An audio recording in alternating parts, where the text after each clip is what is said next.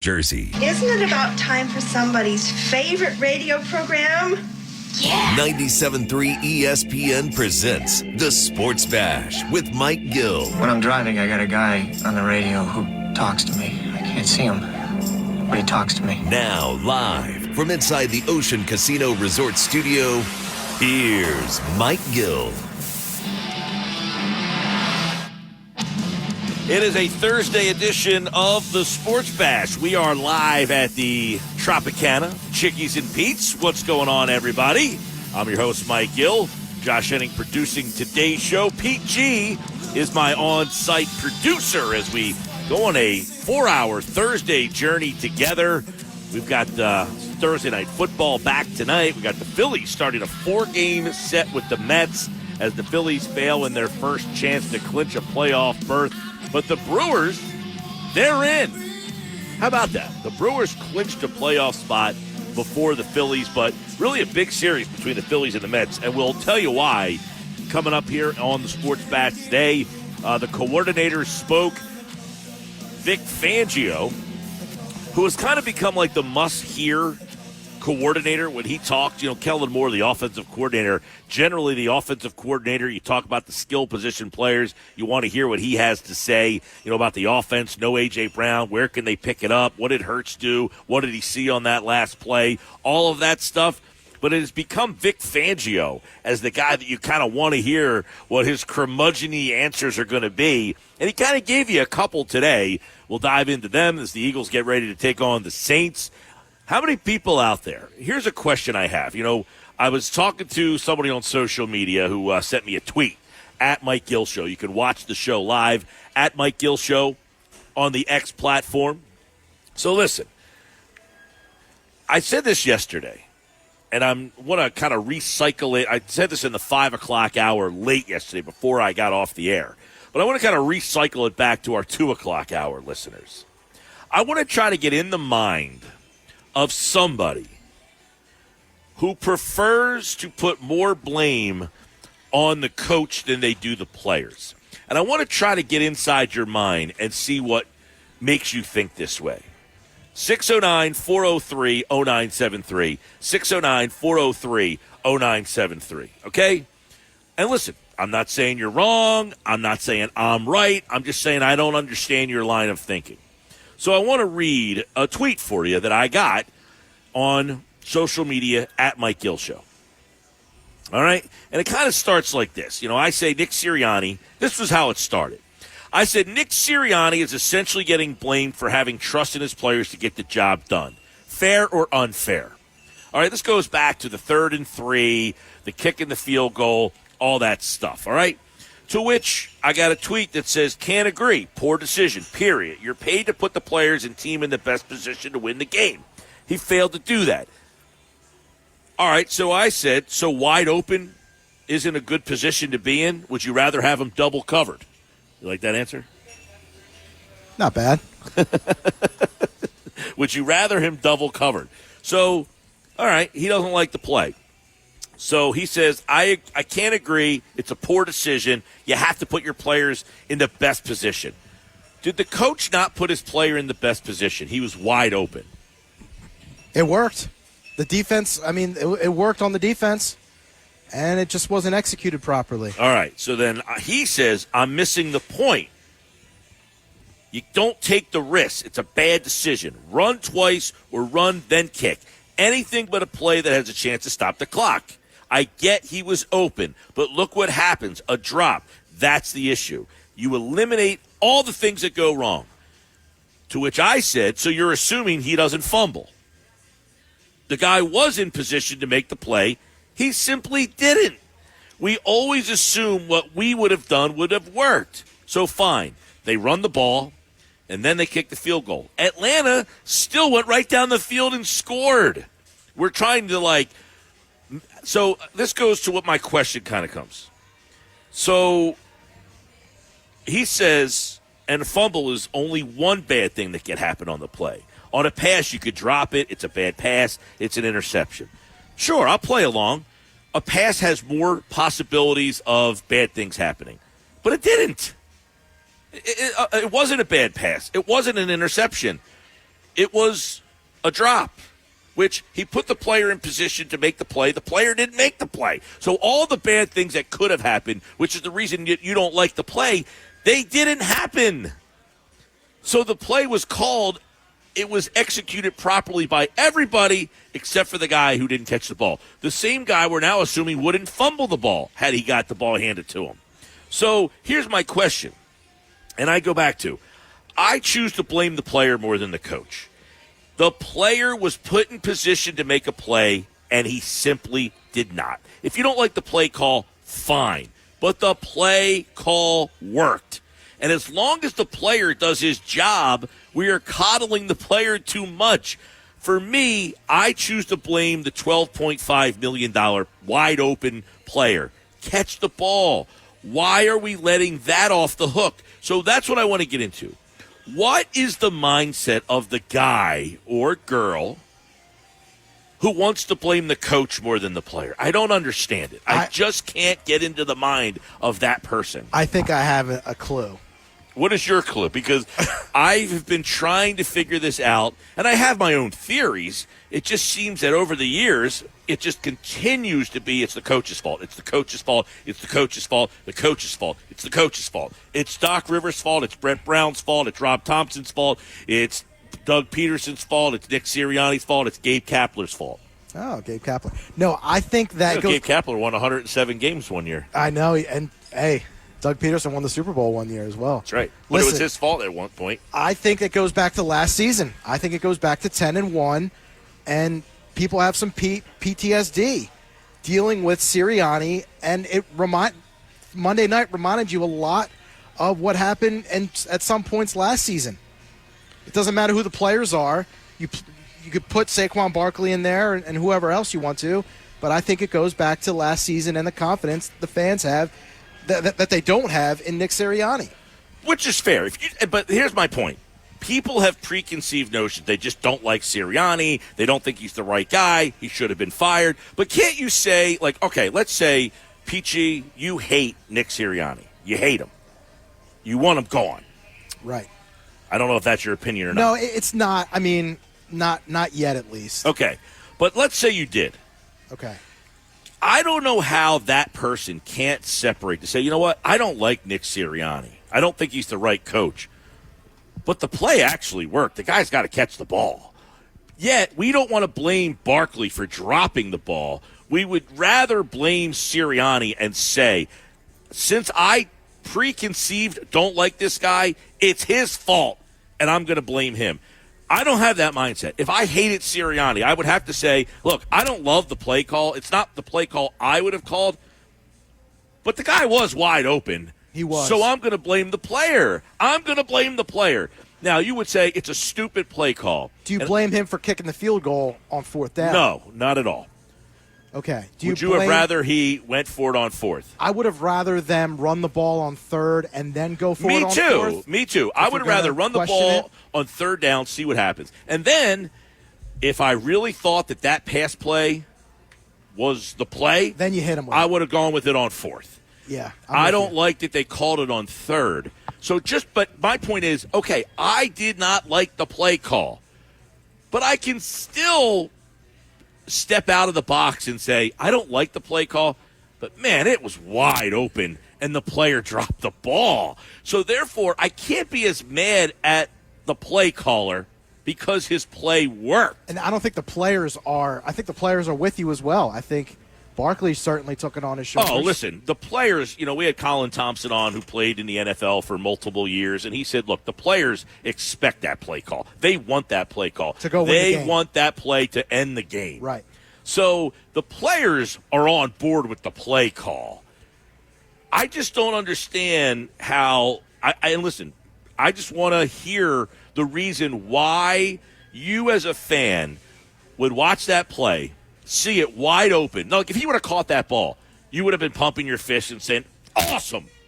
But because he dropped it, instead of saying, oh, my God, how do you drop that pass, it feels like your initial reaction is, I hate that play call. But if he would have converted it, you would say, what an awesome play call. They were totally not expecting that. With that said, they still got 3 points out of all of that. They still got 3 points. They were up by 6. You figure you kick it off to them, and the defense held up to that point. Bend don't break. I know Atlanta scored a touchdown earlier. If you give up 15 points in a game, up to 1 minute left in the game, you're thinking, look, we've done our job. Like 15 points, we got to win this game, especially on a night where A.J. Brown wasn't available. You feel pretty good about that. But that's the whole point. If I run the ball on 3rd down and 3 and I don't get the first down and I kick the field goal, now, you might want to go for it on 4th. If you run the ball and 40 seconds come off the clock. And the clock's running still. Right. Yeah, no timeouts. Then you go for it again. Yeah. And if you don't get it. I don't think people would have much of a problem with that. 609-403-0973. Yeah, I wanted to read you some of the texts that are coming in, Mike, here. Chris from Rio chimes in and says, the reason I blame the coach, not the players, because we should have run the ball there on 3rd down. You wasted the 40 seconds to kick the field goal and give them the ball back with less time. Yeah, everybody understands the reason why, Chris. Like, I understand if you run the ball, 40 seconds come off the clock. But then are you saying, I didn't get it. Now it's 4th down. Now what do? It's 4th down. Am I kicking the field goal? Or am I going for it again on 4th down? And at that point, you have another decision that comes up. So if I kick the field goal, let's say it's 3rd down and 3. I hand it off to Barkley. We're assuming he doesn't fumble, right? We're assuming he doesn't fumble. Right, we're making the perfect case scenario assumption. Exactly, because the other side wants to say, well, a bad thing could happen if you pass. You could throw an interception. You could throw an incomplete pass, which stops the clock, which is what happened. Or it could be dropped, which is an incomplete pass. Or there's anything could happen on a pass. More things could happen on a pass play is what the guy's saying than on a run play. But, we saw it earlier in the season. If you're going under center and handing the ball off, which the Eagles don't do a whole heck of a lot, there could be a center quarterback exchange problem, right? Absolutely. We saw that in the Green Bay game. Juergens and Hurts have not worked together all that much. They don't work under center all that much. So on a 3rd down and 3, is he going under center, turning around, and handing it off to Barkley? Listen, I get it. It's a low percentage chance that he's going to fumble the ball. But Chris's point is the whole clock. We get the timing part of it. But the point I'm making is he calls a play that the other team was not prepared for. It caught them off guard. That's the element of the surprise that you're hoping for, is that this play catches them off guard and it wins you the game. It seals the game. You're saying, I would rather him hand the ball off so the clock runs down and that we try to seal the game that day. But you're assuming that, I don't know, are you assuming he gets the first down? Because what if he doesn't get the first down? Right.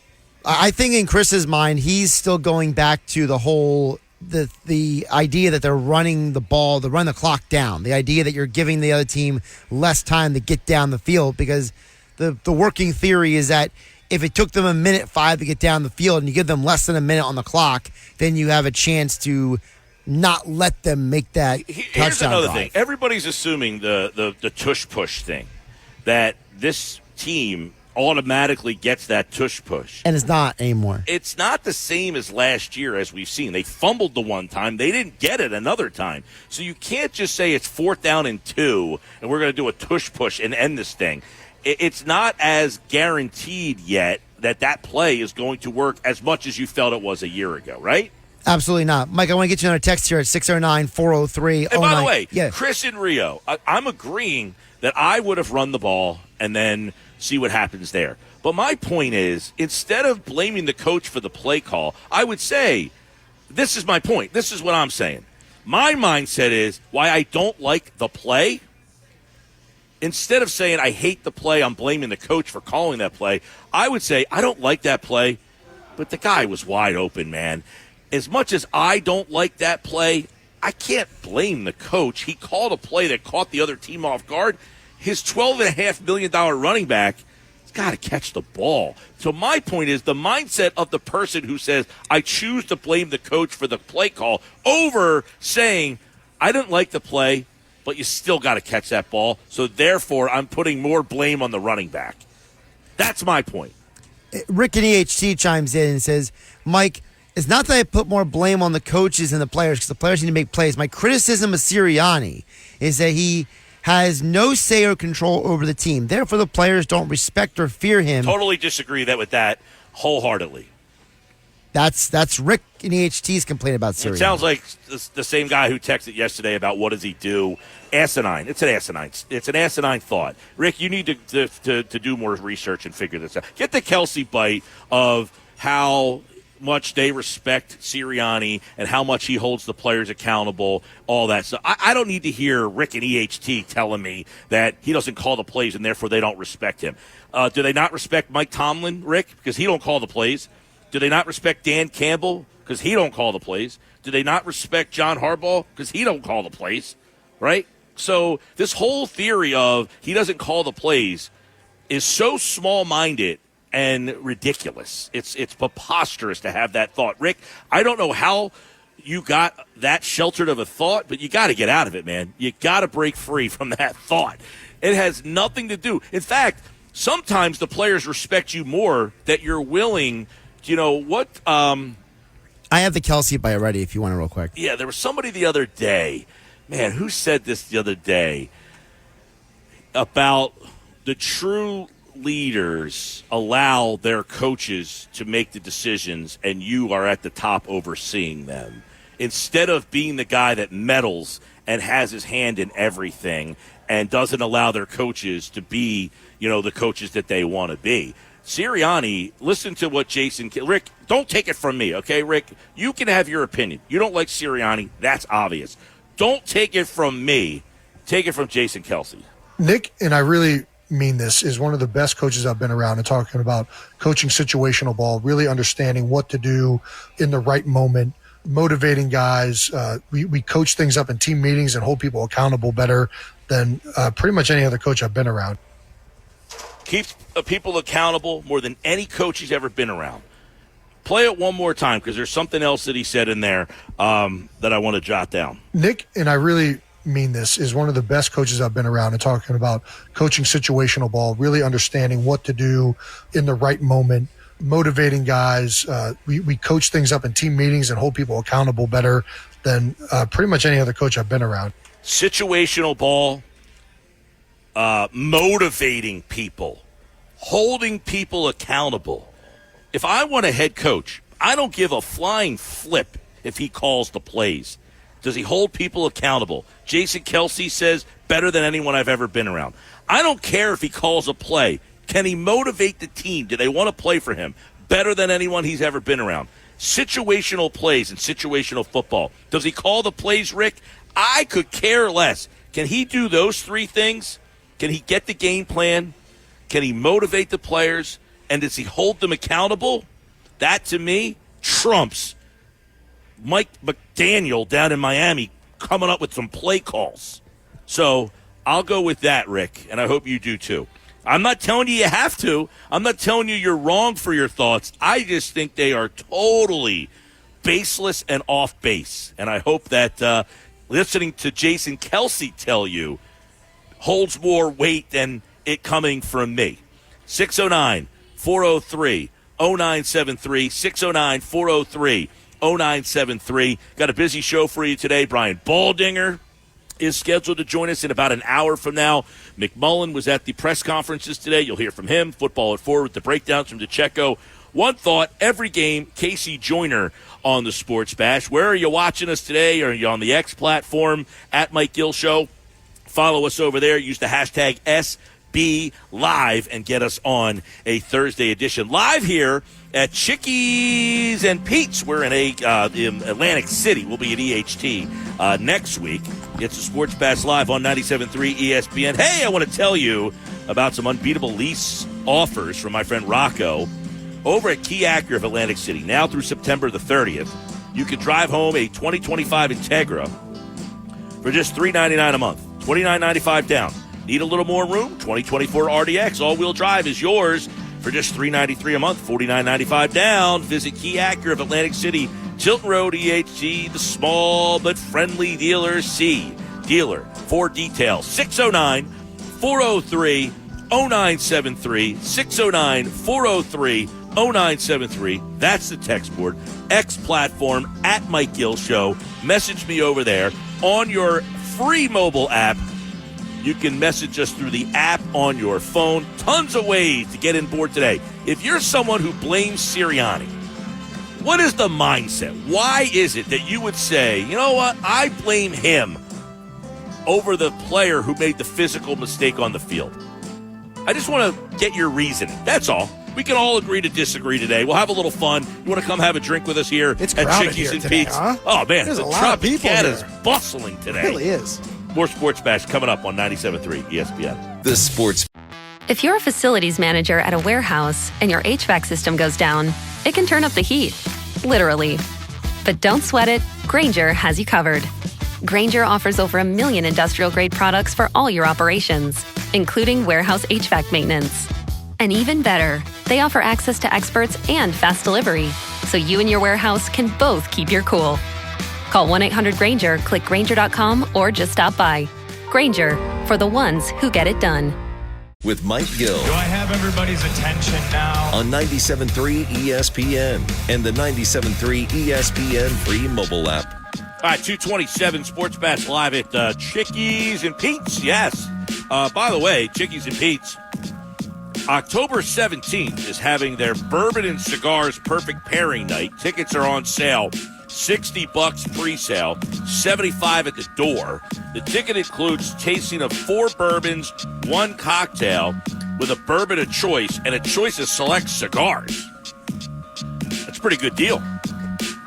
Get them now at the door. The ticket's $75. So check that out. Bourbon and Cigars, the perfect pair.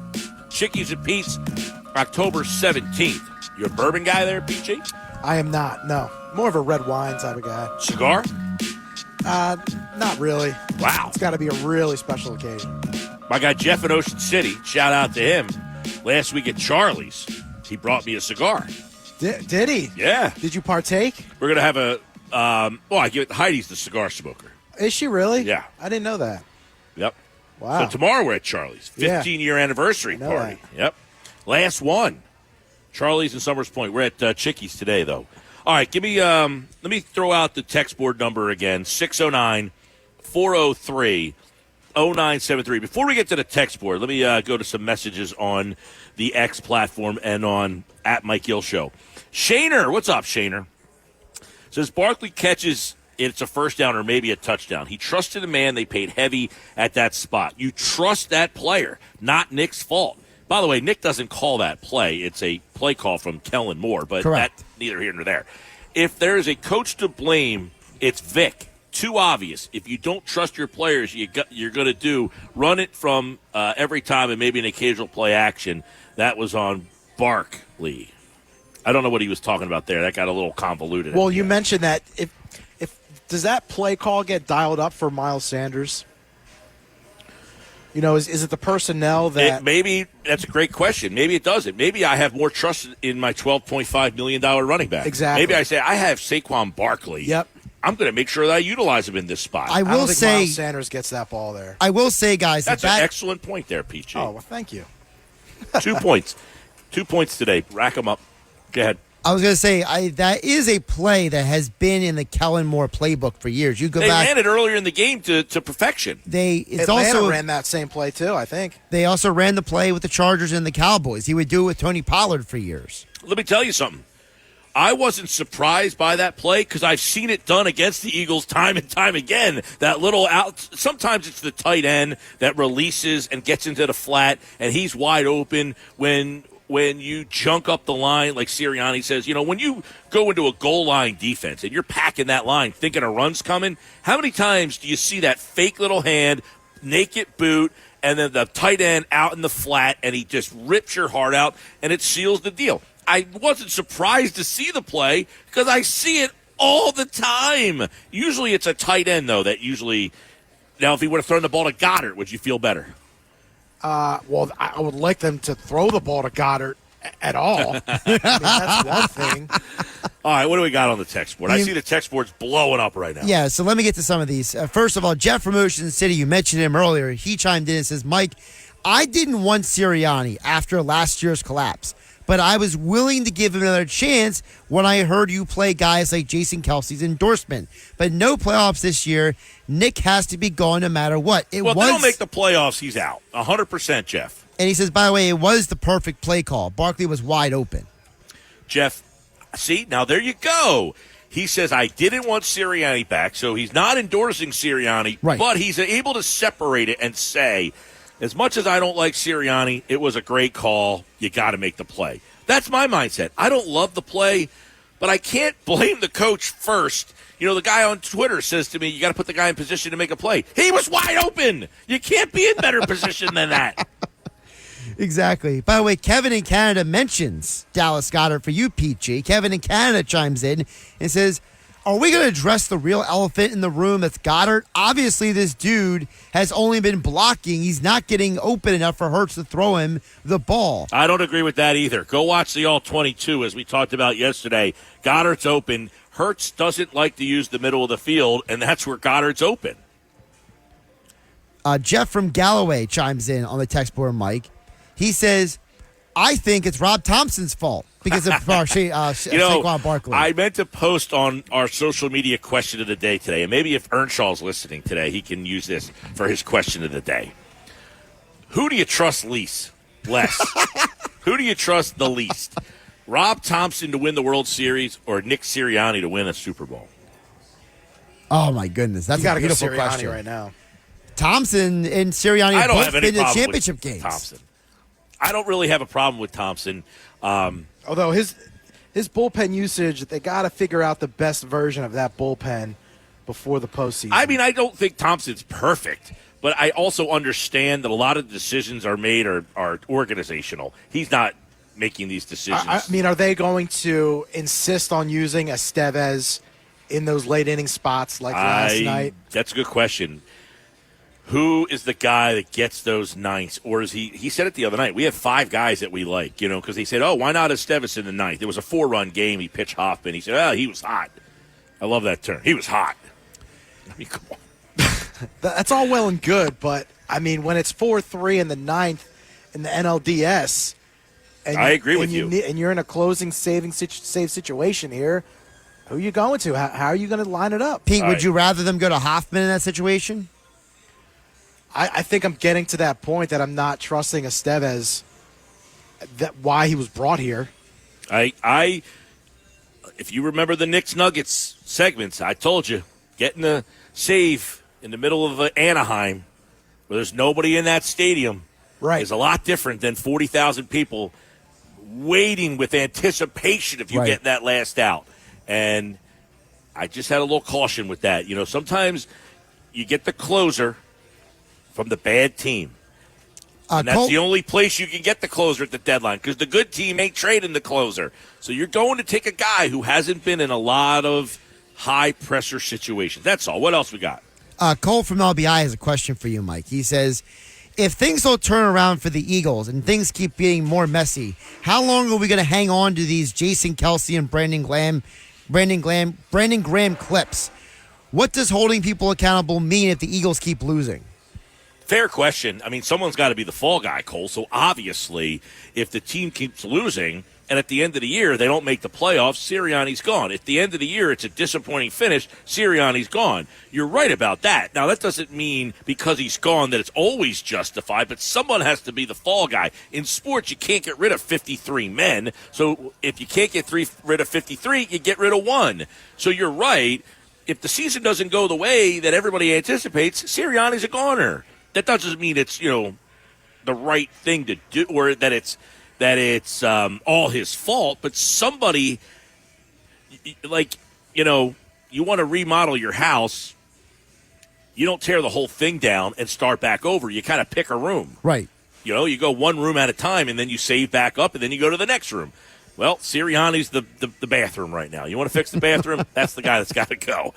If it doesn't go the way that everybody wants it to go. But, Cole, yeah, just because they got rid of him, I don't think the players wanted Doug Peterson to be fired.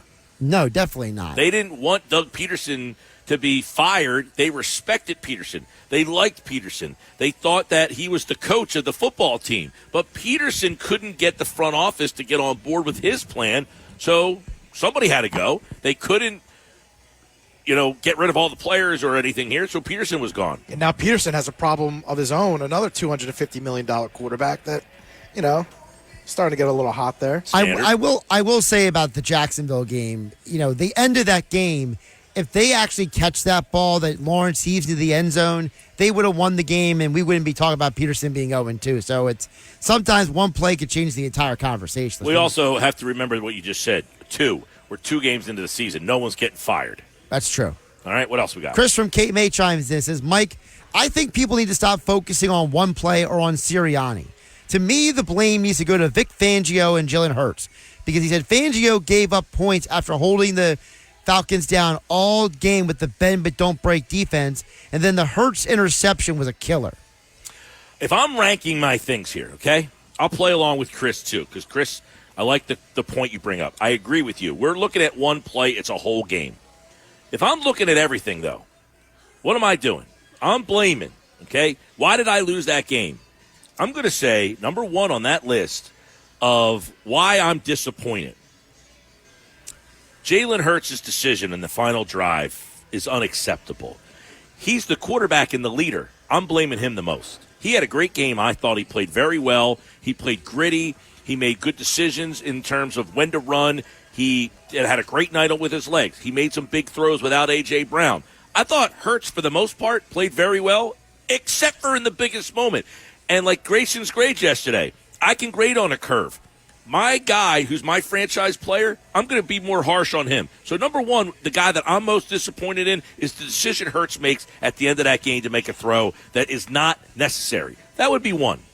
2, I don't think Vic Fangio is the guy to blame as much as, and listen, I like Roseman. I've never been an anti-Howie Roseman guy, but I did not like the signing of Bryce Huff. And they're not getting enough pass rush. I don't know. I want to walk this back a second. I don't know what you want Fangio to do. No, I think I do know what you want Fangio to do. You want him to blitz. That's not who they hired. They did not hire a coordinator who he didn't walk in to the interview, and they didn't say, Vic Fangio, tell me about your defense. Well, I'm going to send pressure from all different angles. I'm going to blitz the heck out of these teams. That's not how the interview went.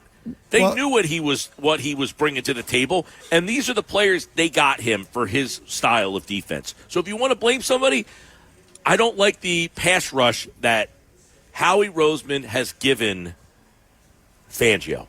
Well, and people may not like the answer that Fangio gave when they asked him at the presser today about how he can fix the pass rush, how he can fix the run defense, when Fangio said this. Not wholesale changes, no. We need to do a better job, with me at the lead, of preparing the guys to play with better technique and better discipline. Well, Andy Reid, got to do a better job. And people didn't like those Andy Reid answers, right? So Now you got another old ball coach who just says, I got to do a better job. People don't want to hear that either. Nope. What else we got? Nick from Galloway chimes in and says, Mike, the problem is that you have an offensive-minded coach who can't call or design plays, who is stripped of the play calling. You have a quarterback. No. He was not stripped of the play calling. He has not called the plays since week 6 of his first year as the head coach. He didn't get stripped. He, as the leader of the team, said, you know what? I don't give us the best chance being the play caller. I'm going to let Shane Steichen take over that duty. So he didn't get stripped of being the play caller. He made the decision to not be the play caller. Now, that being said, he got his offense taken away from him. Now it was his offense, right. Correct. Pete. It was his offense that they were running. But guess what? I have no problem with them saying, look, we ran that offense for 3 years. Britton Covey told us, I think our offense became a little bit more predictable. Okay, as the leader of the team, I am willing to acquiesce what I want to do for the betterment of the team. That's being a leader. People have a hard problem with that because we want a leader who is the guy who says, I'm the best and everybody who works under me sucks. That's our vision of a leader. incorrectly, that I'm the only one that does good and everybody else, they're not capable, so I have to do everything. That's not a leader. Like if I say... That's a control freak. That's a control freak, and that's not getting it done. The leader is the guy who says, look, I got Kellen Moore. I love what he does. Let him call the plays. Right. You delegate. By the way, Sean McVay, I don't know that he even as much introduced himself to Wade Phillips. You don't believe they even had a conversation, maybe in the hallway, saying hi. I mean, seriously. They maybe grabbed a cup of coffee and said hello. Do you think they ever sat in a room together and discussed a game plan? Probably not. Seriously, though. Do you think Mike McDaniel ever sat and had lunch with Vic Fangio last year? We know that's not true because that was one of the things that was brought up on the Hard Knocks in season. Yeah. I have always said, I don't understand why these teams always hire the coordinator who, they have the best offense in the league. But why does that mean that he can be the leader of 53 men? Okay, he can call plays. He's a really good offensive coordinator. But that doesn't mean you're going to be a good head coach. Vic Fangio, he was not a good head coach. He's a coordinator. You know, there's so many guys who go from coordinator to head coach, and they're not cut out for it. The guy coaching tonight for the Jets. Robert Saleh. Yes, was a good coordinator with the 49ers. He doesn't seem to be a great head coach. There's a lot of guys who are just coordinators. And I don't think Sirianni is that guy. I don't think he's a coordinator. I think he's better suited to be the CEO. Hey, guys, let's win this. I mean, I think the players like playing for him. You heard what Jason Kelce said. He holds us accountable. He's a motivator. Situational planning is the best he's been around. Those are three things that I find, Mike Gill, maybe not you out there listening, I find those three things to be more important than being the play caller. What else we got? I just wanted to read the other half of Nick from Galloway's text because you jumped in there, Mike. He went on to say the rest of the problem with the Eagles is you have a quarterback with the emotion of a dead moth, no heart and soul on defense. You have a good roster on paper. That's the problem with the Eagles.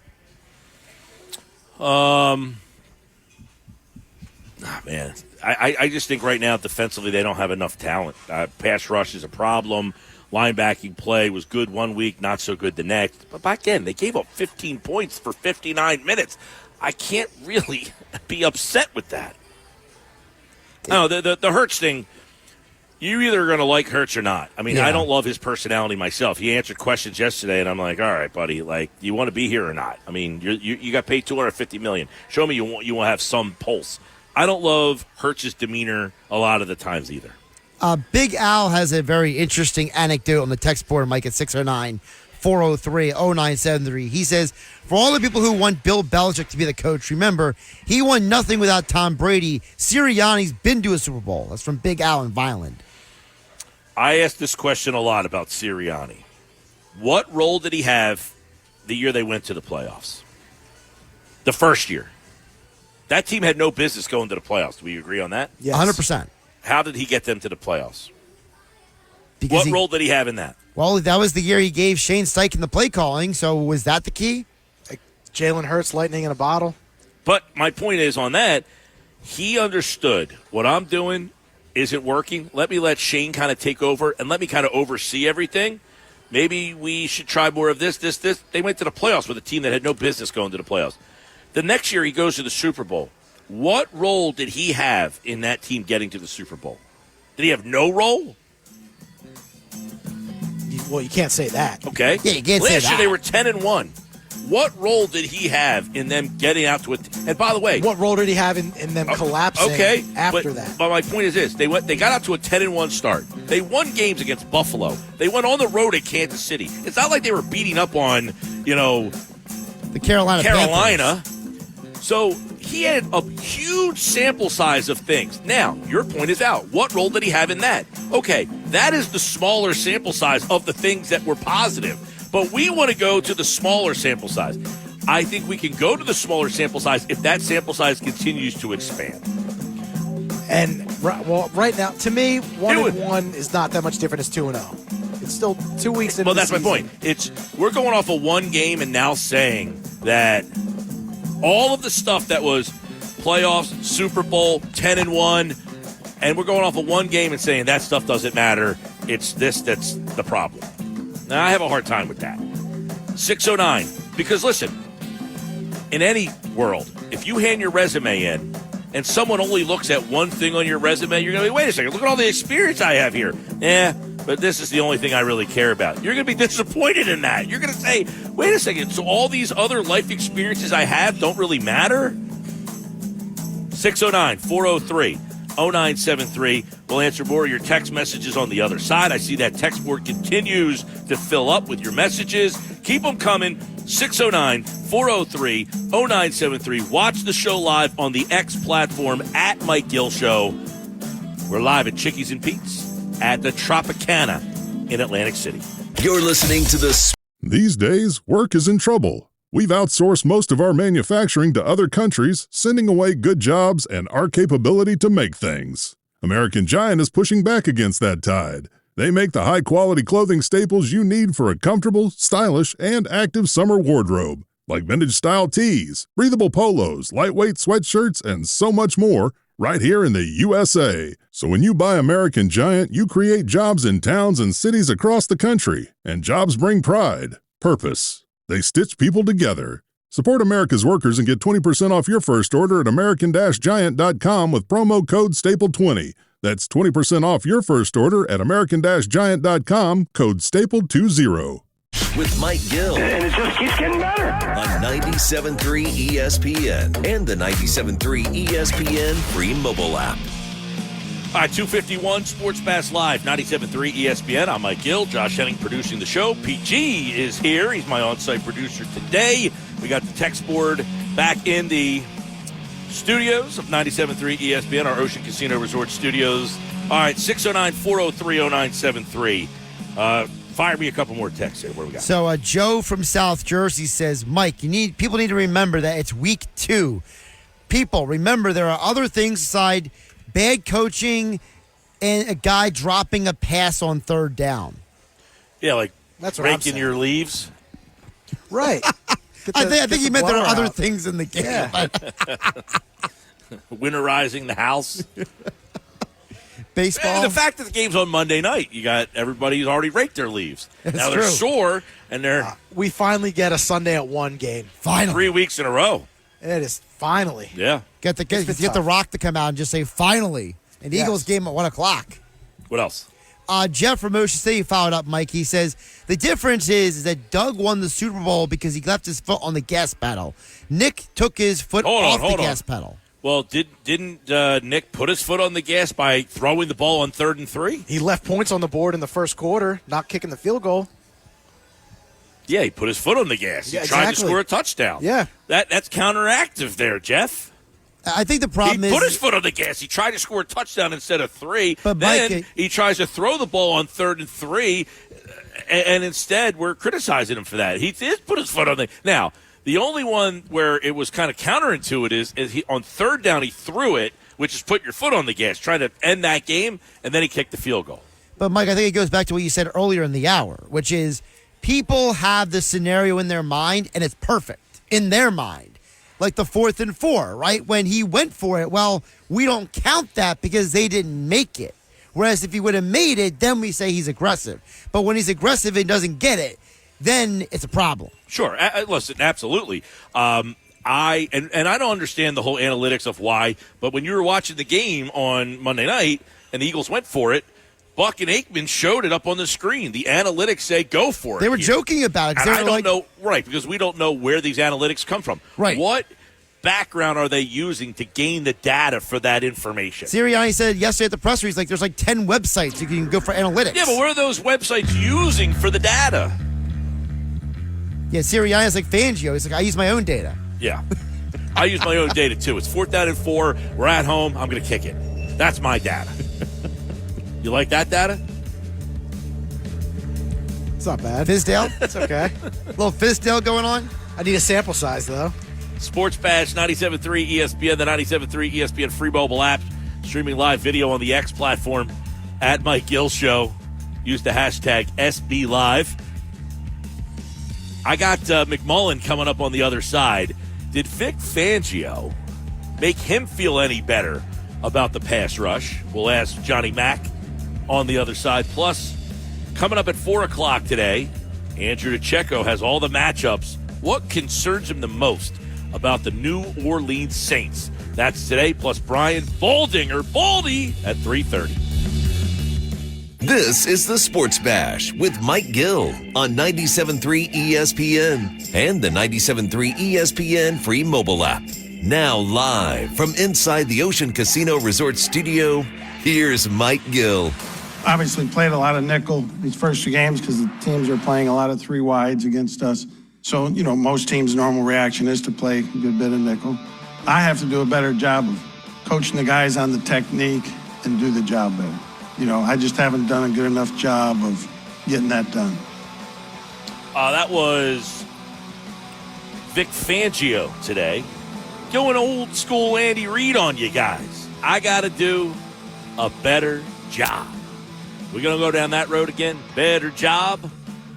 Listen, he has to do a better job. Sure, I'll put some blame on Vic Fangio. He wants to take some of it. I have no problem. He needs to get better pass rush, better players. Now, disappointing. Jalen Carter, disappointing. Jordan Davis, disappointing. Bryce Huff, disappointing. Josh Sweat. You have 4 disappointing players on the same unit. Guess what? That's not going to add up to very good defense. 609-403-0973. 609-403-0973. This hour of the Sports Bash. We are live at Chickies and Pete's here in Atlantic City at the Tropicana. This hour of the show, it's brought to you by Broadleys Plumbing, Heating, and Air Conditioning, your trusted source for heating and cooling, plumbing services, and installation for generations. Call them at 609-390-3907 or visit them online at broadleys.net. Sports Bash live on 97.3 ESPN. If you're listening on the free mobile app, you can message us through the app on your phone, or if you're watching on the X platform at Mike Gill Show. One of the things, when John, apparently he's in the parking lot at the NovaCare Center, and he's just trying to get out of there before he pops on with us. But one of the things I'm interested to see today, Vic Fangio, who, came out today, I need to do a better job. Is it as simple as, hey, look, if he gets more used to these players, that things are going to get fixed? In other words, do they have the talent? Or are we just talking about a team that's just not talented enough? And look, we're spinning around in circles. If you don't have the talent, you can put these guys in better position all you want. Probably not going to help you out all that much. When push comes to shove, and this is fair for Eagles fans, as much as Eagles fans can be irrational at times, it's not irrational to have Super Bowl aspirations. This team spends a lot of money. They want to compete for a Super Bowl every year. So your expectations should not be less than a Super Bowl. But does this team have the talent?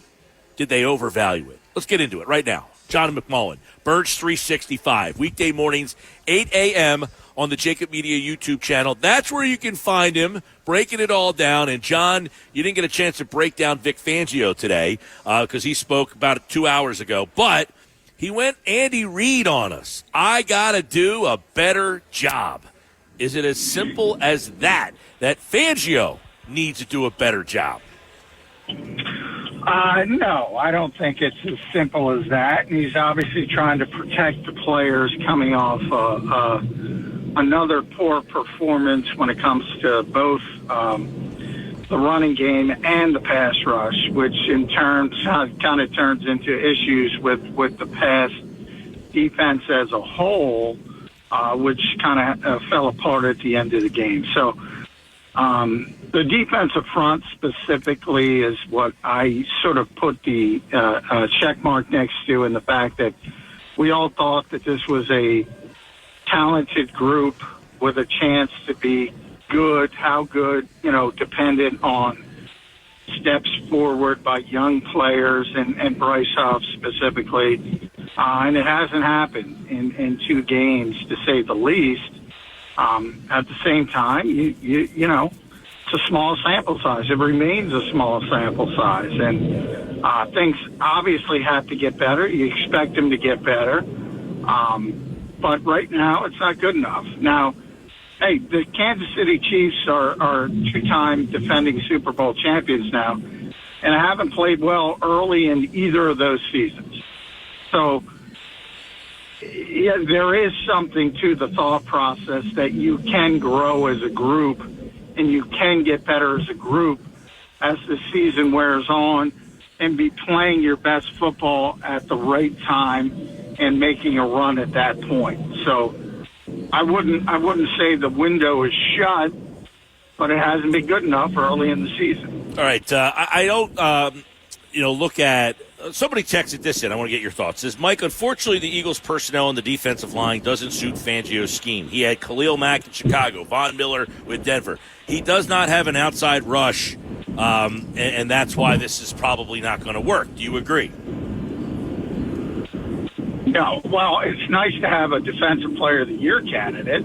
I love you don't have Khalil Mack as who was the Defensive Player of the Year under Vic Fangio. You mentioned Von Miller, who's a Hall of Famer. It's not.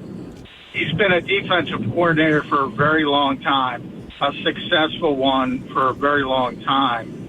And you don't always have a Hall of Fame player or a Defensive Player of the Year. What you do have is you have a potential difference maker from a different position inside. Jalen Carter, who has not played up to his potential, to say the least. And maybe you have to go about it a different way. But he's got to be as the texter describes, he's your Khalil Mack, and he's your Von Miller, but he's not playing like Khalil Mack and Von Miller, and he's supposed to be the foundation of this defense. So I think everybody's uber-focused on Bryce Huff this, Bryce Huff that. Jalen Carter's the far more important part of this equation, and he's not performing, which is the bigger issue, because he's got to play at an all-pro level, potential defensive year level, and he hasn't been close early in the season. Yep, that is one concerning thing, because I was going to say, he said, I need to do a better job. I guess the follow-up would be, does he have the talent, or did we overvalue some of the talent on this team? Are we starting to wonder and worry about that? On the defensive side of the ball first. Well, I don't think there's any doubt that Jalen Carter has talent. I don't think there's any doubt that Jordan Davis has talent. I don't even doubt that Nolan Smith has talent, but can they reach their potential? And there are serious questions about that for all those players right now. So, there's a lot of reasons why people don't live up to their physical gifts, and they usually don't have much to do with their physical gifts. Could be technique, fundamentals, could be work ethic, could be a lack of attention to detail. It usually isn't, Nolan Smith, runs a 4.39 at 240 pounds. Okay, he still does that. But how do you translate that eye-popping athleticism to being an edge rusher in the NFL? It hasn't manifested itself yet. But it's not because of lack of talent. Talking with John McMullen, Birds 365, weekday mornings at 8 a.m. on the Jacob Media YouTube channel. You can watch him as the Eagles get ready for the Saints here. I want to kind of, I know Zach Bond, we were talking about him in week 1. I know it's a 2-week sample size, but last week obviously wasn't a great week for him. What are some of the things that Fangio pointed out about that Bond needs to improve upon if he's going to become a better linebacker? What was he able to do in the first week that stood out and not in the second week? Well, he mentioned he saw cut blocking for the first time. A lot of teams don't cut block any longer.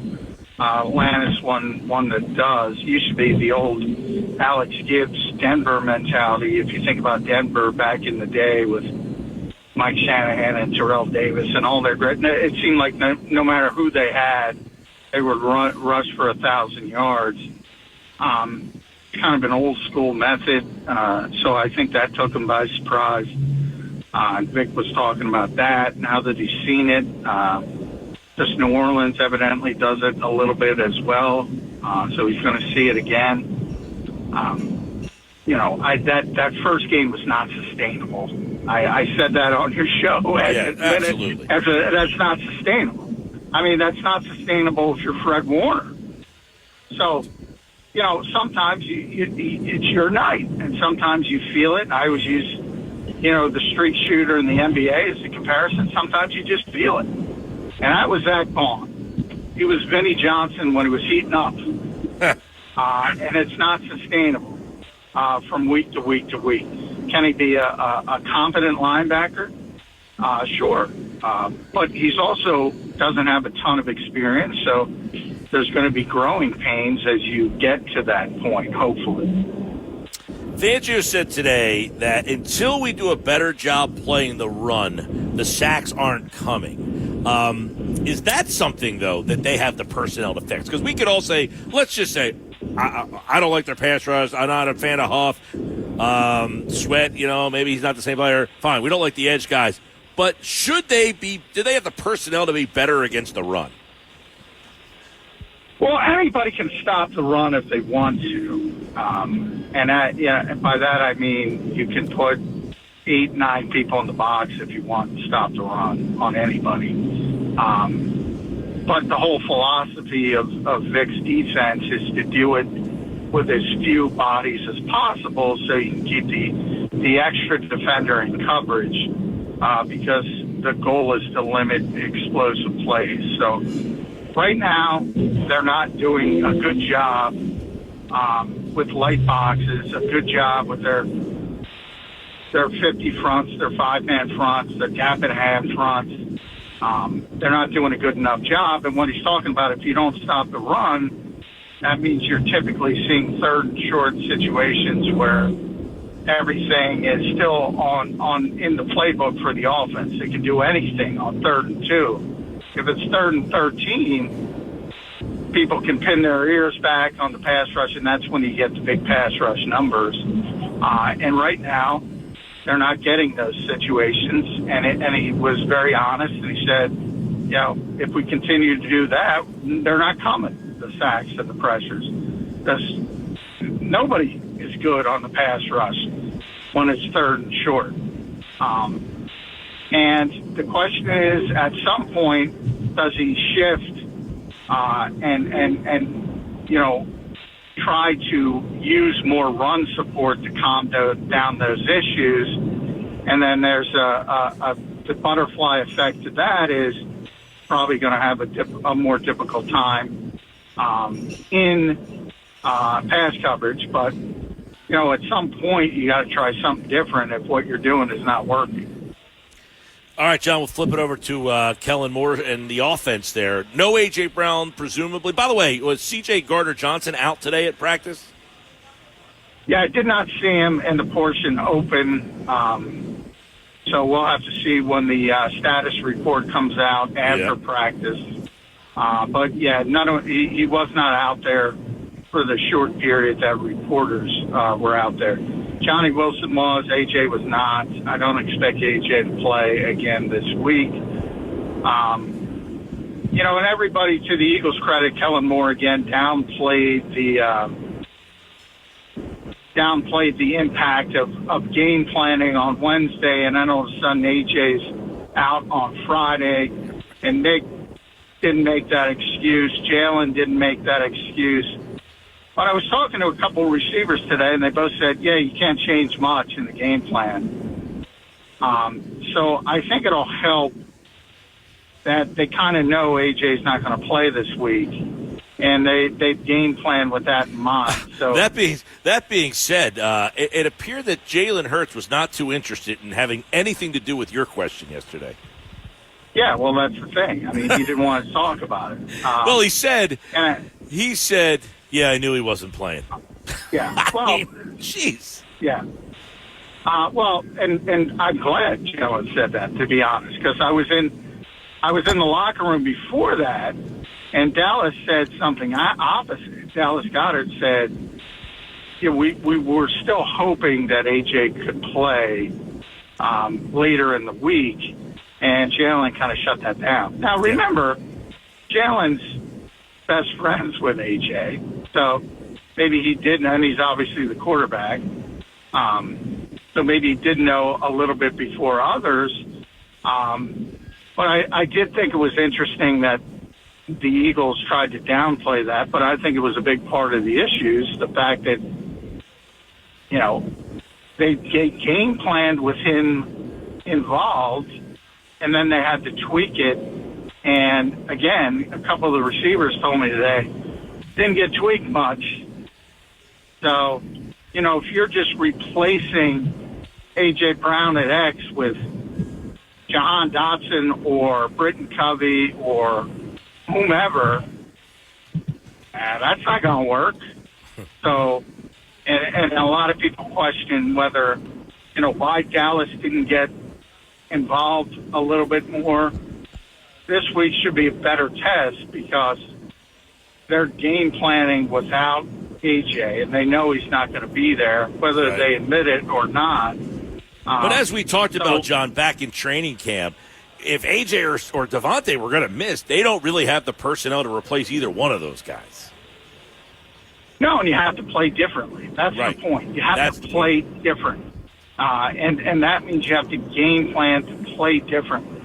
And they didn't do that last week, at least to a large extent. This week, they're going to have the opportunity to do it. Unfortunately, it's against a team that's very good offensively and is probably going to score some points. So I don't know if they're equipped.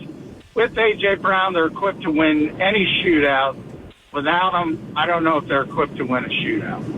And I would bet against winning a shootout. Yeah, that's kind of hard to see, is them going up and down the field scoring 35 points against a team, let's get your thoughts on them, who has scored 91 points in its first two games. So is this Saints offense as explosive as it's been the first 2 weeks? You're looking at that team and saying, yeah, maybe they don't score, 40 points a game as they've been putting up, but that offense should be able to put up some points against this defense. Yeah, I mean, they're averaging 45 points a game. So, yeah, that's not sustainable either. No. But obviously, yeah, they're capable. They have, they shifted to more of the Shanahan-Kubiak offense. Clint Kubiak is the offensive coordinator. It's more of a play action, so it's, think Kyle Shanahan, that type of offense. Derek Carr, which Vic mentioned today, that's what he is. There's certain guys, Kirk Cousins is one of those guys when he's healthy. They're traditional, old-school play-action quarterbacks, and they do that well. So I think it's a better fit for Derek Carr, so that's part of it. Alvin Kamara's healthy, so that's part of it. When he's healthy, I mean, he is. Everybody talks about Saquon in the passing game. He's what Eagles fans think Saquon is in the passing game. This is a guy who consistently caught 80 passes when he was healthy for pretty significant yards per catch for a running back. He's really difficult to deal with, and unfortunately he's healthy. And then Chris Olave is probably one of the most underrated receivers, I would say, in the NFL at this stage. And, Rashid Shaheed is one of the best deep threats. Not a high-volume guy, but they're going to, with that play action, they're going to take some shots down the field with him. I was going to say, with the style of defense the Eagles play, what do you think of that matchup? I think he's going to get them deep. Now, if it's once, you can live with it. If it's a couple times, it's going to be a little bit worse. But, yeah, at some point I expect him to get them deep. And, hopefully it's an off-target throw or something of that nature. But, yeah, I mean, they're tough to deal with offensively. On the other hand, you've seen it all the time in this league, Mike. It's a week-to-week league, and maybe they believe their press clippings this week, and everybody's telling them how good they are. Yeah. and maybe they come back down there just from that standpoint. So it happens all the time in the NFL. It really does. All right, John McMullen, weekday mornings, 8 a.m. on the Jacob Media YouTube channel. Make sure you check him out on Birds 365. And, of course, they're getting you ready for the Eagles and the Saints. Should be an interesting one. Eagles have not fared well in their history in New Orleans. Saints team playing a little above expectations right now. Good offense. We'll see how it all stacks up. We'll talk more about it tomorrow right here on the Sports Bash on 97.3 ESPN. All right, John, enjoyed it, pal. All right, thanks, Mike. There's John. Of course, he'll be back tomorrow with his pick for the game and all the insight and analysis as we get you ready for the big matchup. And, of course, one thing real quick. You listen to what John said. The press clipping sings for New Orleans. This is a team that's scoring 45 points per game. 45. At some point, you wonder, you can't keep that up. So it's like the baseball team that scores 13 runs one night, and then the next night they don't score at all. Does their offense just kind of come out one night or one afternoon and be like, what happened? We were scoring 45 points a game, and now we're kind of not on the same page here. By the way, John, as always, is brought to you by Boardwalk Honda. Shop their lineup of new and pre-owned and certified pre-owned Hondas online at BoardwalkHonda.com. That's what I'm saying. Like, you scored all these points, 45 points a game, 91 points in 2 games, and then all of a sudden, you're not going to – one of these weeks, your offense is going to not look like it did the week before. So that is something that we could dive into a little deeper as well. By the way, Phillies fans, Taijuan Walker is back on the mound tonight. You excited? Against his former team. Going to Citi Field. Did you see Brandon Nimmo last night after the game? No. So he was, they won, and he was being interviewed after the game, I guess on SNY is the Mets channel, right? And he said,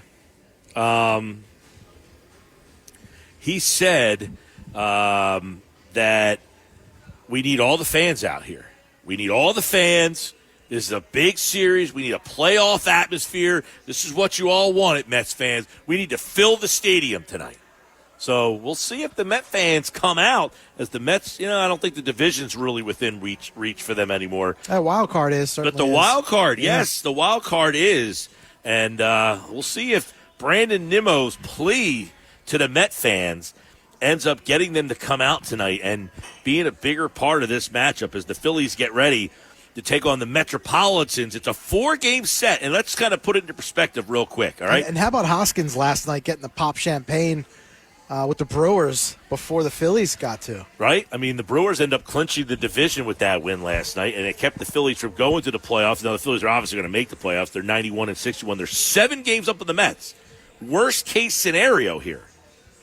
The Mets sweep you, and it's a 3-game lead in the division. And then what does that do to Milwaukee? Because they are 3 games back of Philadelphia now. For that then you're talking about. But that's what I'm worried about. But here would be the case. You would be 3 games up on the Mets with 6 to go. You got the Cubs and Washington, and the Mets. Their final stretch of games after the Phillies, they play Atlanta and the Brewers. So a tougher stretch for the Mets. Now, big picture for the Mets here. They got Philly for 4. They got the Braves, and they got the Brewers. So the chances of the Mets being a wild card team, right now, they are 2.5 behind the top wild card team. But they're 2 up on Atlanta. So that wild card thing is not settled yet. Big series, Mets-Braves. Huge series, Mets-Braves. But, if you're the Phillies. You could get a split here in New York.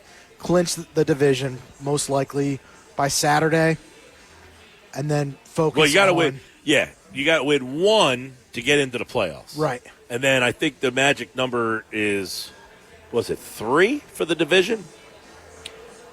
So you get that taken care of. Rob Thompson the other night was all like... He doesn't want to talk about it. He's like, I'm not even sure what the numbers are. He knows what the numbers are. You think? Doesn't want to he doesn't want to talk about it. Okay. Well, Taijuan Walker tonight, do you think you're getting any celebration? I don't think so. Yeah. No. So Walker gets the start for the Phillies. Who's pitching for the Metros? Severino. Is it? As long as it's not, So. what's his name? Quintana. He kills. It's Walker and Severino tonight. I don't know what. Let's see something real quick on that. That game's on Fox tonight, so no NBC Philadelphia. Tomorrow is Apple TV Plus. All these fans are going to be pissed about that. You have Apple Plus? I do, but, you know. Sanchez and Peterson tomorrow. People like my father probably won't be too happy about it. Did he go to the game in Milwaukee? He did. Did he get a win? He was at the that was the game that they won. Yeah. Saturday afternoon, Rangers, Suarez, and Manaea, and then Sunday is the Sunday night baseball game. It's Wheeler and undecided, so you're not getting Quintana in this series, thankfully. By the way, Phillies baseball Saturday and Sunday on 97.3 ESPN. You can listen to the Phillies and the Mets this Sunday and Saturday. 3:30 Saturday, 7:30 on Sunday. We'll pick that Phillies-Mets game up Sunday night after the Cowboys and the Ravens. Oh, that's a huge game right there, man. Big one. That's crossroads for one of those teams. Yeah, Dallas could go to 1-2. Yep. Or Baltimore could 0-3. go to 0-3. We'll talk more about this week in the NFL coming up next on the Sports Bash Live on 97.3 ESPN. You're listening to the... I'm sending my Aunt Tina money directly to her bank account in the Philippines with Western Union. I-16. She's the self-proclaimed bingo queen of Manila, and I know better to interrupt her on bingo night, even to pick up cash. N31. Sending money direct to her bank account is super fast, and Aunt Tina gets more time to... Bingo!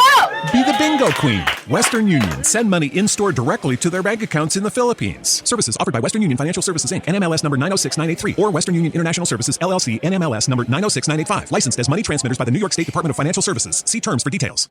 With Mike Gill. When I'm driving, I got a guy on the radio who talks to me. I can't see him, but he talks to me. On 97.3 ESPN. Sports Bash Live, 3:33 from Chickies and Pete's at the Trop. Chickies and Pete's, the official sports bar of the Philadelphia Eagles. Go where the players go for the world-famous food and fan-friendly fun. Chickies and Pete's.com for locations and details. We're in Atlantic City at the Trop. It's packed here today. What the heck's going on? It's a beautiful day. I just heard Dan in the weather there. What did he say, 60-some hours of until fall? Something like that. 64 hours. 64 until fall? The first thing I thought was daylight savings time. Can't stand it. Not a fan. Who is? Tell me one person that says, you know what I like when there's less sunlight. You do gain an hour of sleep. Don't care. I'm Don't up at care. the butt crack of dawn anyway. Mike doesn't sleep anyway, Pete. He doesn't care. No, but last night, so we're booking a trip to Iceland. And in the video, we're watching, like, different places to book or go.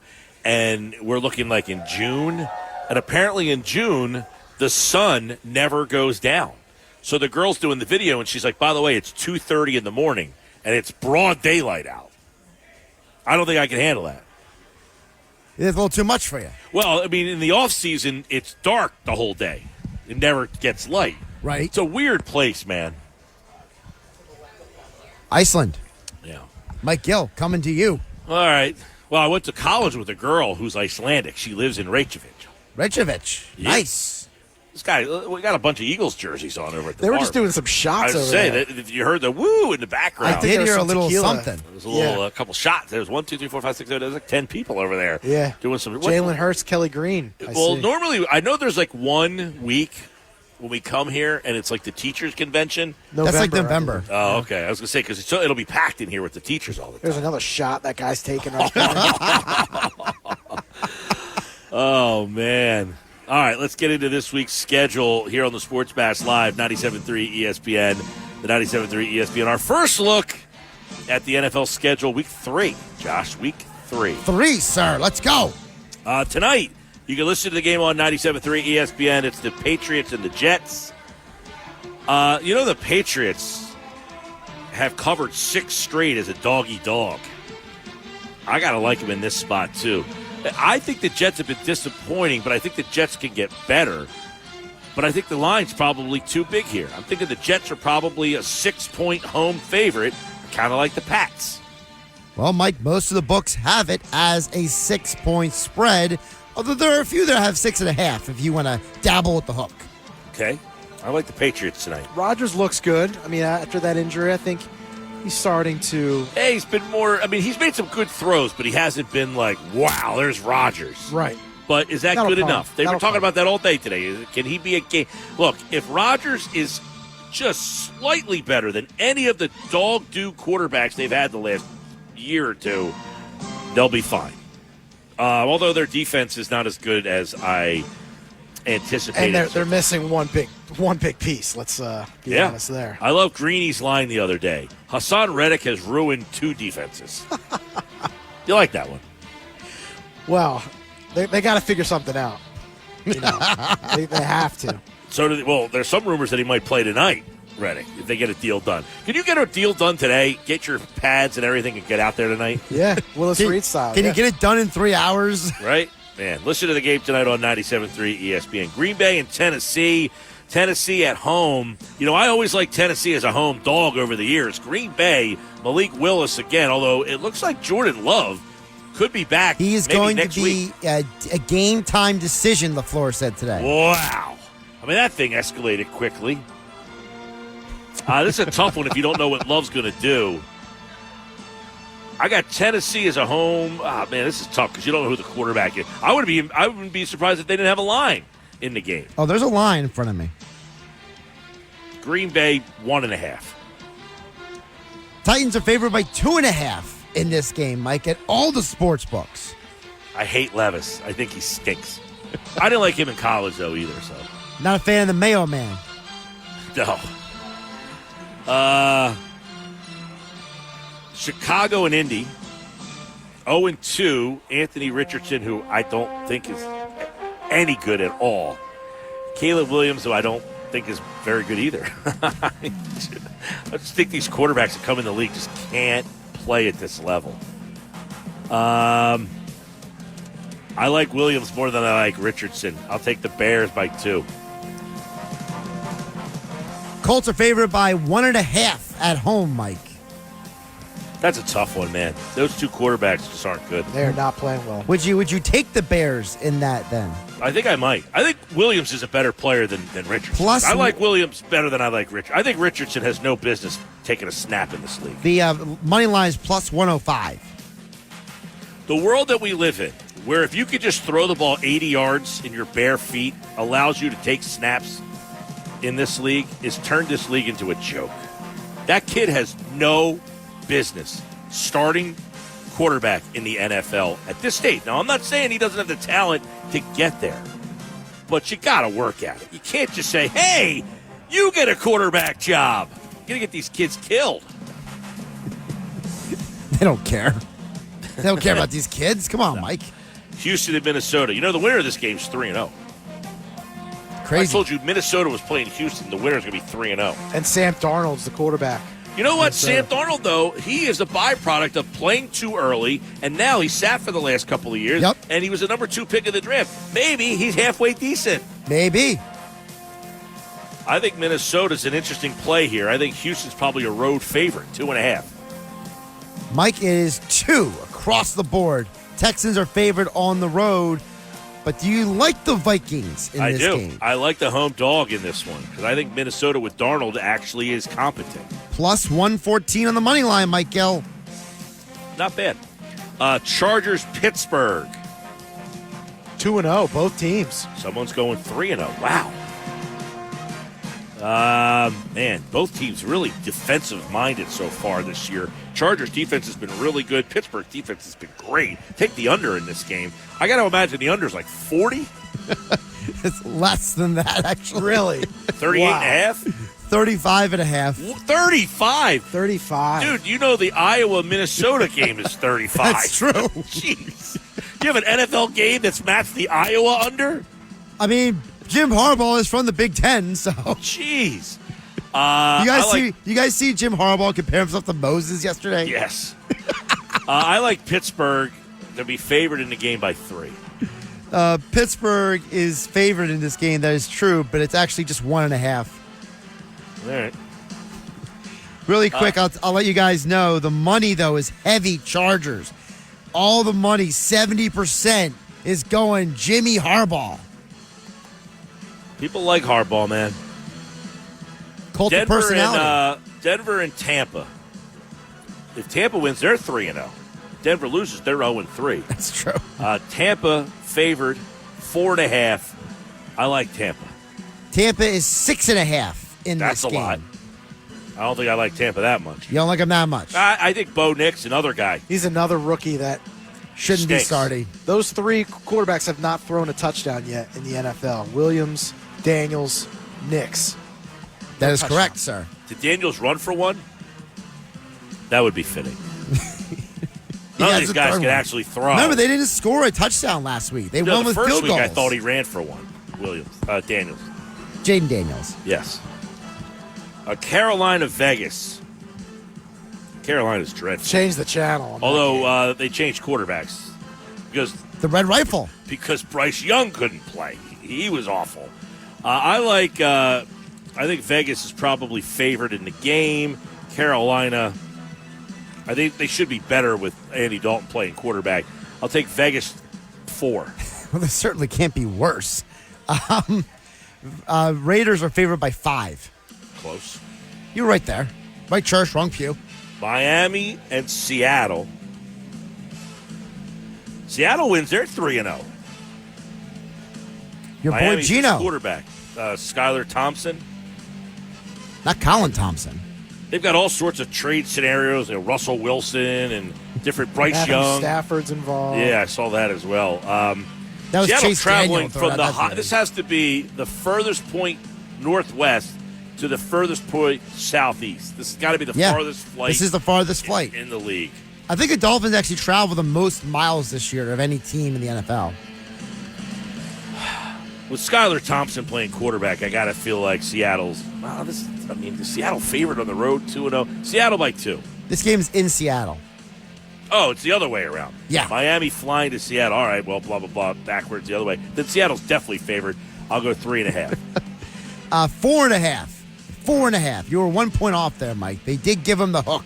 4.5 for the Seahawks at home against Skylar Thompson's Dolphins. Baltimore and Dallas. Hear that Dallas game on had 97.3. Dallas had won 16 straight home games until last week. Baltimore's 0-2. If they lose, they'll be 0-3. I got to think Dallas is favored, though. Dallas by 2.5. Ravens are favored by 1.5 or 1, depending on what book. Ravens are favored in the game. Ravens are favored. I don't know if I like that. San Francisco and the Rams. The Rams are so banged up. San Francisco. You know Purdy's never lost a They're division. banged up as well, though. They are. That's Debo, true. McCaffrey. Yep. The Purdy's never lost a division game. On the road, at the Rams. Who's banged up more? I got to imagine. Who would be favored in a game? San Francisco favored by 1. San Francisco is favored by 7. Whoa. Holy cow. You like that bet? You taking the That's Rams? a lot of points for no Christian McCaffrey and no Debo Samuel. No Puka for the Rams. Yeah. And no also Cooper no Cooper Kupp. Kupp. And no Cooper By the way, Kupp. good news, he will not miss the rest of the season. He has a high ankle sprain. What's the over-under in that game? 10? 43.5. 43, wow. All right. Still got Stafford. Detroit at Arizona. It's a tough one, too. Wow. Arizona at home scored 41 last week. Detroit lost last week. That's true. I still think Detroit's favored. Going to Arizona. Kyler Murray has been playing pretty darn well. The Fighting John Gannons. I'm going to go Detroit favored by 2. Right there, Mike. Detroit favored by 3 in this game. Mm-hmm. But the public money is hitting hard on the Cardinals. 70%. Interesting. Kansas City and Atlanta. We'll pick that game up after Phillies baseball on Sunday night on 97.3 ESPN. Atlanta at home all of a sudden. I mean, this game got interesting with them winning last week. Kansas City 2-0 going on the road. I feel like Kansas City's still favored in this one. Give me Kansas City by 5. Kansas City is favored by 3.5. Not a huge margin there. Okay. The 2 Monday Nighters got the double dip Monday night. You like that? One's at 7:30, the other one's at 8:15. I don't think there's one that I like any better than the other. If you can only watch one, Jacksonville, Buffalo, or Washington, Cincinnati. I would probably go with Buffalo. See what Josh Allen can do. That's the 7:30 game. Yeah. Buffalo, I got favored by 5 in that one. Nailed it. Exactly 5 at all but one sports book, Mike. Boom. And Cincinnati, I got favored by 6 against Washington. Cincinnati's favored by 7.5 at home. By the way, Jaden Daniels has scored 2 touchdowns rushing this year. I definitely saw him score 1. Looked up for you. Thanks. All right, Sports Bash Live, 97.3 ESPN. That's our first look at the NFL schedule here on the Sports Bash Live from Chickies and Pete's. Buy one, get one snow crab leg special every Tuesday and Wednesday at Chickies and Pete's. Go where the players go for world-famous food and friendly fun. ChickiesandPete's.com for locations and details. I'm Mike Gill. This is the Sports Bash on 97.3 ESPN. This hour is brought to you by Broadleaf's Plumbing, Heating, and Air Conditioning. 609-390-3907. Online at broadleafs.net. The Sports Bash with Mike Gill on 97.3 ESPN and the free mobile app. All right, 3:52 Sports Bash Live at Chickies and Pete's. The all-new happy hour Monday through Friday. It's going on right now. Actually, it's not right now. It's at 4 o'clock. So in 8 minutes, it's $3 domestic bottles, $5 Tito's, $6 seltzers, plus half-price wings, half-price pizza, and half-price shrimp. Go where the players go. The world-famous food and fan-friendly fun. ChickiesandPete's.com for locations and details. We're here at the Trop location every Thursday. We got Thursday Night Football tonight. Michael Lombardi's on the show tomorrow. Big guest of Pat McAfee. You know, McAfee blocked me on Twitter. Did he really? Yeah. What'd you say to him? I had nothing. I have no idea. You must have said something. I didn't say anything. You had to have said something. You think he was listening? Something must have gotten. I hear he's his very way. sensitive. So, like, but it's not like I said, hey, McAfee, you stink, or I'm a McAfee fan. You are a Pat McAfee fan. Yeah, so I don't know why he blocked me. You do stick up for him a lot, most of the time. I mean, I don't. I think it's impressive of what he's created. Doesn't mean I like all of his takes or his whatever. shtick. I just think that it's a pretty unbelievable thing that he started the show on YouTube, and that somebody said, "Hey, look, there's a YouTube show," and we're smart enough to say that YouTube is the way to go. They took the show and paid him for it. Well, Michael Wilbon certainly. Well, I'll tell you what. Yesterday. There's some conspiracy theories out there that think Woj retired because Shams was on the McAfee show, and they were openly kind of mocking him on the show. And he said, "You know what? I don't want to live in a world anymore where I got to deal with guys like Pat McAfee. Take your $20 million and go pay someone else." Take your $20 million and stuff it." He told him they owed him $20 million, 2 years at $10 million. He was getting paid $10 million a year to do that. Breaking stories that the team was going to write a press release 10 minutes later anyway. Sports Bash Live. We're at Chickies and Pete's, of course, each and every Thursday. Happy hour starts at 4. 97.3 ESPN presents the Sports Bash with Mike Gill. It's time for Football at 4 with Andrew DeCecco, powered by the Inside the Birds podcast. We're never satisfied. That hunger for more. That hunger for more. I have it. Everyone has it. Now live, this is Football at 4. Football at 4 is powered by the Inside the Birds podcast. It's brought to you by Birds, by Bet365. Whatever the moment, whatever the sport, it's never ordinary. At Bet365, Andrew DeCecco from Inside the Birds going to join us in just a couple of moments. We're live at Chickies and Pete's at the Trop, your official sports bar of the Philadelphia Eagles. Go where the players go for world-famous food and fan-friendly fun. ChickiesandPete's.com for locations and details. Thursdays, Andrew DeCecco joins us for the breakdowns and the matchups to watch in the Eagles and the Saints this week, their opponent. And, of course, the Eagles, their defense last week had a big-time breakdown late in the game. And really, that's the storyline here. That defense matched up against an offense that has scored 91 points in 2 games so far this season. And when you look at that offense, can this Eagles defense find a way to slow them down? Last week we talked about in the breakdowns with Andrew, hey, the first night in Brazil, the pass rush was kind of non-existent, but the field situation there, we wanted to reserve judgment until we got a chance to see them a little bit more. Well, we got a chance to see them a little bit more, and it did not go so well. You're playing against a team in Atlanta that's got a pretty good offensive line, but not a great offensive line. The Saints, 91 points through 2 games this season. They're tied for the 4th most points in the team's first 2 games of a season in NFL history. So you're taking a look at like a historic start for this Saints offense. And the Eagles right now, matched up defensively, they are 28th in the NFL in defensive efficiency. They are 31st in the league in yards per play. 31st in the league in yards per play. They give up 6.9 yards per play. I mean, you're almost giving up a first down every single time the other team snaps the ball. And here's the worst number. They are 30th in the league in pressure percentage.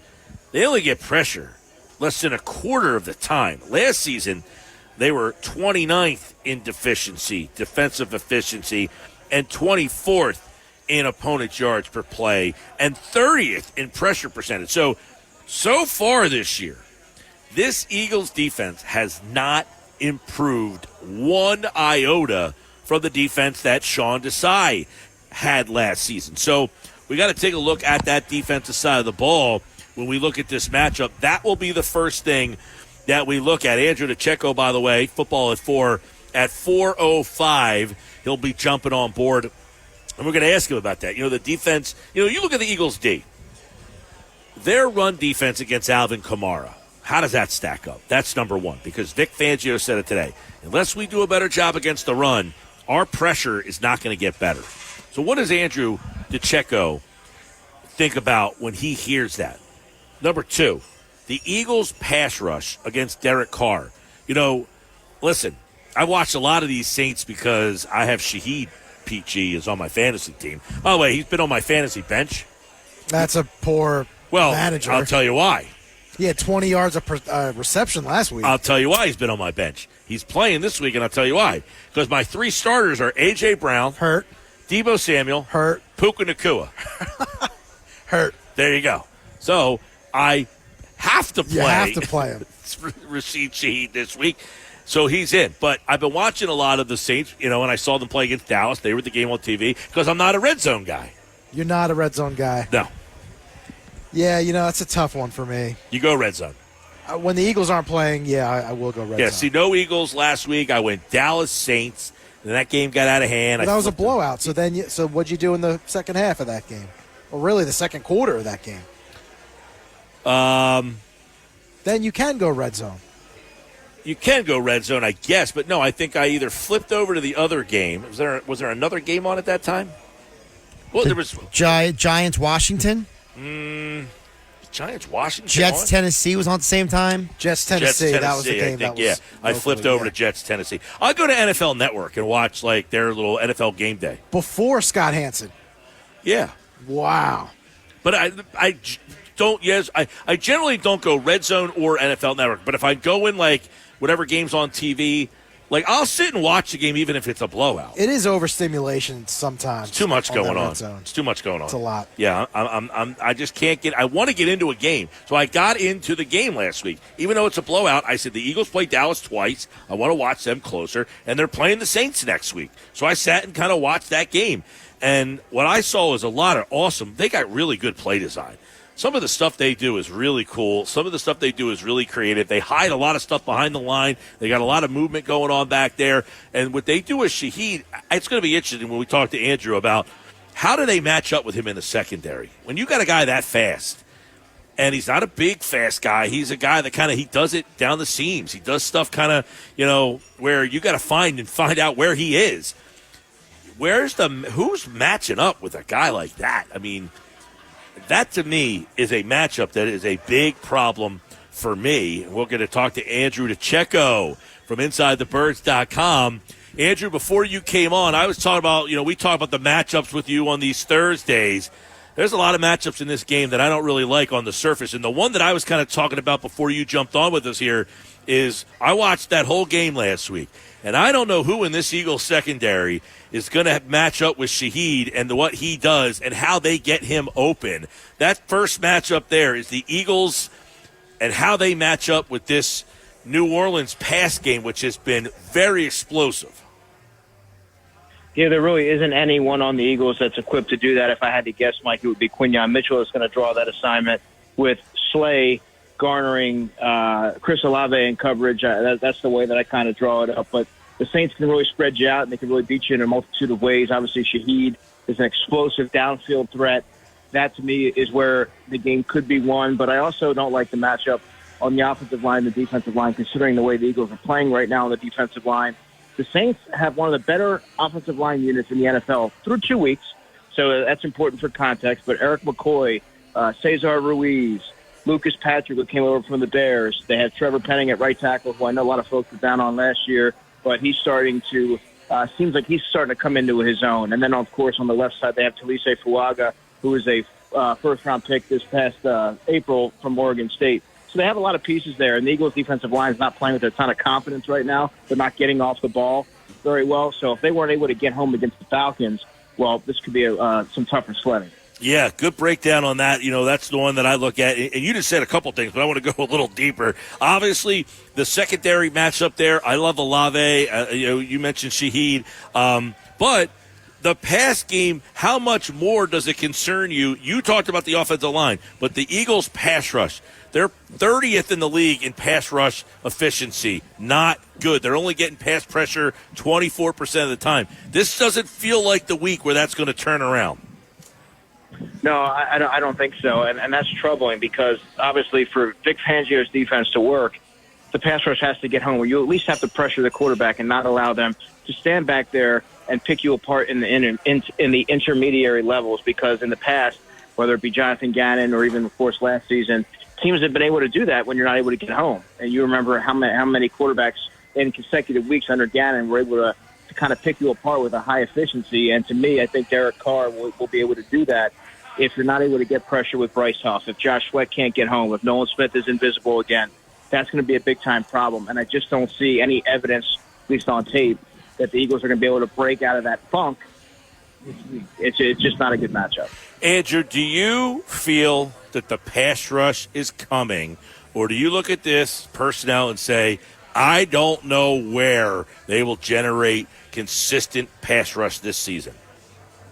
Well, that was my number one concern going into the season. If you remember, that was the one element that I pinpointed. I said, almost word for word, how are they going to manufacture consistent pass rush? I didn't know. I didn't see one player that you can kind of pinpoint and say that's going to be your double-digit sack guy. And right now, I'm even more confused and sort of has some more trepidation as to where that pass rush is going to come from through the Eagles, because I just don't think that they're going to be able to provide any resistance in the passing game throughout the season. I mean, Josh Sweat, to me, is probably your best bet right now, someone who has done it before. But, I mean, the early returns this season have not been favorable. Brandon Graham had a really good summer, and he's been effective in his opportunities this season thus far, but he's 36 years old. I don't know if that's fair to expect him to be able to keep up that level of play throughout the entirety of the season. It's very simple. You need Bryce Huff to be able to get home. He is your $51 million a year $51 million guy, $17.5 million a season. He's got to be able to get home, and he is not getting off blocks. He's taking poor angles. He's got the tight ends that are erasing him out of the play. He's getting washed out in running plays. It just doesn't look like there's a ton of effort there, and that's problematic because they put all of their eggs in the Bryce Huff basket, obviously casting away Hassan Reddick. So that one right there is obviously the biggest problem on the defense right now, in my opinion. Andrew, it's great breakdown. I want to get you a little further on Huff. I didn't like the signing when they made it. I was like, I don't know that this is, you got a guy, 10 sacks. He's replacing Reddick. And I wasn't even saying that he was going to be this bad, but just that's a lot to ask. Like, if you think you're going to replace Hassan Reddick, that's a big ask for a kid like that. What are you seeing from Huff, and do you think that he can be better? Or do you think they signed a guy that just, I don't want to say a bust, but is not going to be the guy they were hoping for?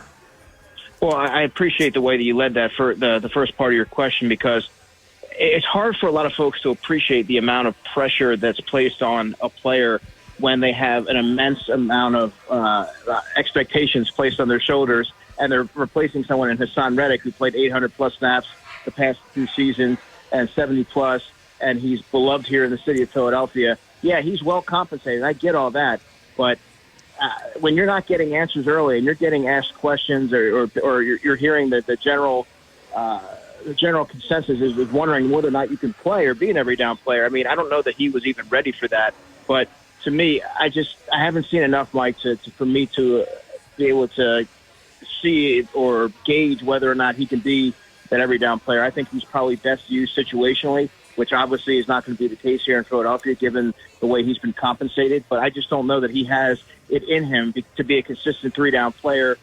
Not really good against the run. And, I mean, to be honest with you, it looks like after that past game that there was a lack of effort there. It just seemed like he wasn't really trying to overpower the tight ends. He wasn't really trying to factor back into a running play. And when teams were gouging them up the middle, the edge rushers were getting stuck inside, and they weren't setting the edge. So there's a lot of problems there, which enough for me to suggest that he can't do it. I don't want to label him a bust either, but are you ready to write off Nolan Smith as a guy that you've lost some confidence in?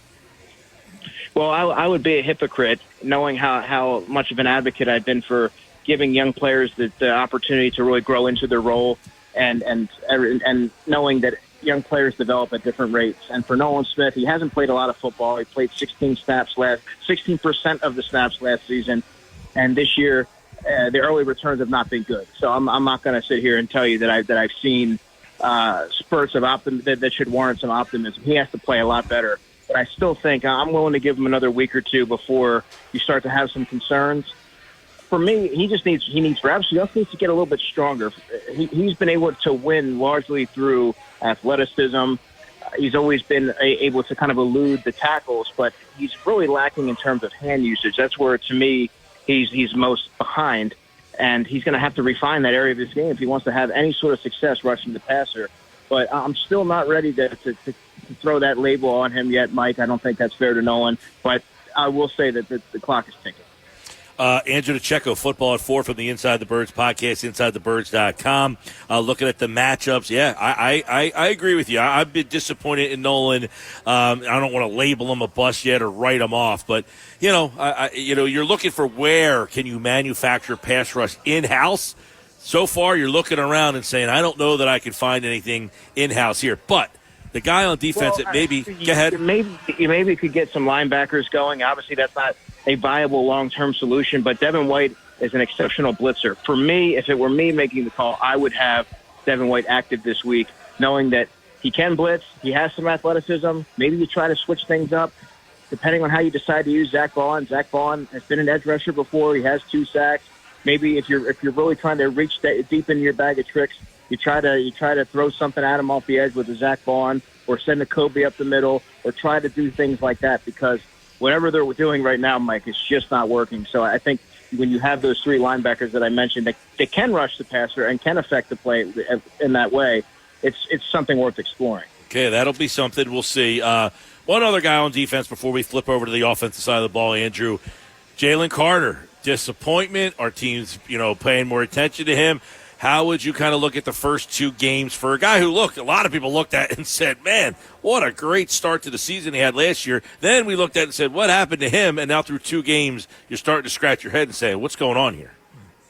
Yeah, it's a bit odd because he was so dominant this summer, enough so where and to a degree I still am. It's just 2 weeks into the season. I do believe that he has all-pro ability this year. But I got to tell you, he's been invisible through two weeks. And, yes, he does get double-teamed a ton.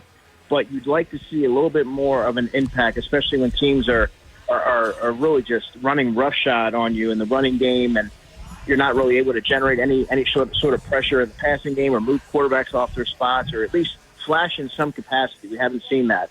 Same goes for Jordan Davis. But you asked me about Jalen Carter, and for me, I just think that getting double teamed like that sometimes, you need somebody else to be able to step up and make a play. And the Eagles don't really have that Fletcher Cox that can, maximize the not being double teamed and make a play. So I think that's where that's coming into play, and you're seeing him. You're seeing diminishing returns as a result. All right, flip over the offense. No A.J. Brown. We don't anticipate. You're at practice. You did not see him at practice today, right? No. So most likely Brown out. What did they try to do last week to replace him? Well, I mean, it was a heavy dose of Devontae. Devontae had 76 yards receiving. They got Covey involved. He had 6 targets, 6 catches, 23 yards. They weren't able to generate much in terms of big plays or explosive plays. Jahan Dotson had 1 target for 6 yards. Some of these guys have to uncover a little bit better than they have, to be fair. I mean, the biggest surprise to me was the inefficiency of Dallas Goedert or the lack of involvement in the game plan or what have you. But there were times where he didn't necessarily get open. And remember, this has been a big point of emphasis when you're looking at Jalen Hurts and trying to find ways to utilize the middle of the field. He's going to have to do that against the Saints. And I think sometimes, looking at it in terms of Goddard, when your game plan is sort of having to be altered at the 11th hour, sometimes you're not able to make the proper adjustments. And I think Dallas Goedert was, unfortunately, he was the odd man out last week. But I think this week you're going to see him. There's no reason why this week he shouldn't have 6 or 7 targets, and Dotson have 4 targets. But that to me, I think Kellen Moore has to do a much better job of scheming players open. Looking at it from Cubby's perspective, a lot of his catches were horizontal. There was a player right there waiting to make the tackle. He only averaged 3.8 yards catch. With his skill set and his ability to have that short area quickness and burst in the open field, get him the ball in space and allow him to manufacture yards after the catch if you're trying to really maximize his skill set. Yeah, I'm glad you brought that up because so many times he catches the ball, and I don't mind, setting something up for Cubby. You got Devontae Smith as his lead blocker there, and I don't want to diminish Smith, but why do I want Smith blocking out in front? Get me somebody else out there that that can allow Britton Covey to use his speed and quickness in that area. Yeah, exactly. And a lot of folks will look to Johnny Wilson. Johnny Wilson played very sparingly in that game. You have to remember he was limited with a hamstring. Ordinarily, he's going to have a really big blocking role in this offense that the Eagles really like what he can bring in terms of that element. And I think that perhaps this week we'll have to see. He was at practice today participating in a limited capacity, it looked like. So I think that could open things up offensively perhaps. And I still would expect the offense to have a heavy dose of Devontae. Obviously, Goddard. Covey's still going to be in the game plan, at least in my opinion, because he offers a different element, a different dimension than maybe a Dotson or what somebody else can. But you have to use him right. You have to get the ball in his hands where he's able to kind of run forward and get that first down. But obviously, the passing game this week, Mike, has to go through Devontae Smith and Dallas Goedert. All right, let me get your thoughts then. Obviously, Barkley should be a big part of the offense. Should there be room to run on the ground? Can they run the ball against this Saints team? Which, by the way, I think the Saints defense is an underrated part about this team that's been scoring all these points. Yeah, it really is. They're a gritty, tough defense, and it is so tough to play in the Superdome. It is loud. The crowd almost feels like they're on top of you. So it's kind of an intimidating place like that, and I think they really thrive off of, rallying to the football, getting a lot of hats on the ball carrier, and sometimes stuff, when they make plays like that, it kind of flips momentum. And to me, they're just a team that they play the game in a physical and nasty manner, and I think they're pretty keen on stopping the run. So to me, I don't know if that's going to be the avenue that they're going to find the most success. They're going to certainly have to try it, but they have a really good defense from front to back. The Eagles are going to have to get really creative, and it all starts with Kellen Moore, finding ways to scheme players open. But I would still expect them early on, at least, when it's loud and the crowd can kind of really gets behind it, for them to try to lean on Saquon and quiet down the noise. All right, Andrew DeCecco, football at 4. And, of course, we've got plenty more on this game. Eagles and Saints, will break it all down. But those are some of the big breakdowns in this matchup. And, of course, follow Andrew on the X platform, at Andrew DeCecco. Thursdays here on the Sports Bash for Football at 4. All right, brother, we'll talk to you next week. See you, man. All right. Always love catching up with Andrew, who's at practice today. And, of course, Football at 4 is brought to you by Bet365. Whatever the sport, whatever the moment, it's never ordinary at Bet365. If you're watching on the X platform, at Mike Gill Show, use the hashtag SBLive. Don't forget, we're at Chickies and Pete's, the official sports bar of the Philadelphia Eagles. Go where the players go. World-famous food and fan-friendly fun. ChickiesandPete's.com for locations and details. I'm Mike Gill. We've got Knicks Nuggets on the way. I know the Phillies have a big series coming up. By the way, someone just clinched Cleveland. Oh, no, Baltimore hit a walk-off. I saw that. I was going to say, over here, Cleveland just walked off against the Twins and clinched a playoff berth. And over there, Baltimore. So we're at Chickies and Pete's here. It's locking getting in. all the Red October, These tickets baby. are getting punched, man. You know, this weekend, I threw it out to Heidi. I said, the Orioles have a 4 o'clock Saturday game. Oh, no. Little Baltimore. Little pregame. What happened to that little crawl you're going to do at the breweries around here? We're going to put that on pause. That's off the table. It is. Why, were you in? I was going to be in, yeah. Wow. Yep. Maybe we'll pick it back up. Oh, okay. Maybe you'll pick it back up. Well, our other option, I said, Baltimore, they have a 4 o'clock game. Little Max's You Tap go House, down there Fells Point, early okay. to there's the brewery down there. It's like the church, the old church. Oh, you were there. Yeah. Were you down for the Philly series? No. Oh. Gotcha. But down there last summer, I forget the name of it. What's it called? Oh, man. I don't remember. All right, don't forget Saturday, Sunday. What is the name of that place? The Church of Brews, or I don't remember. I'll look it up.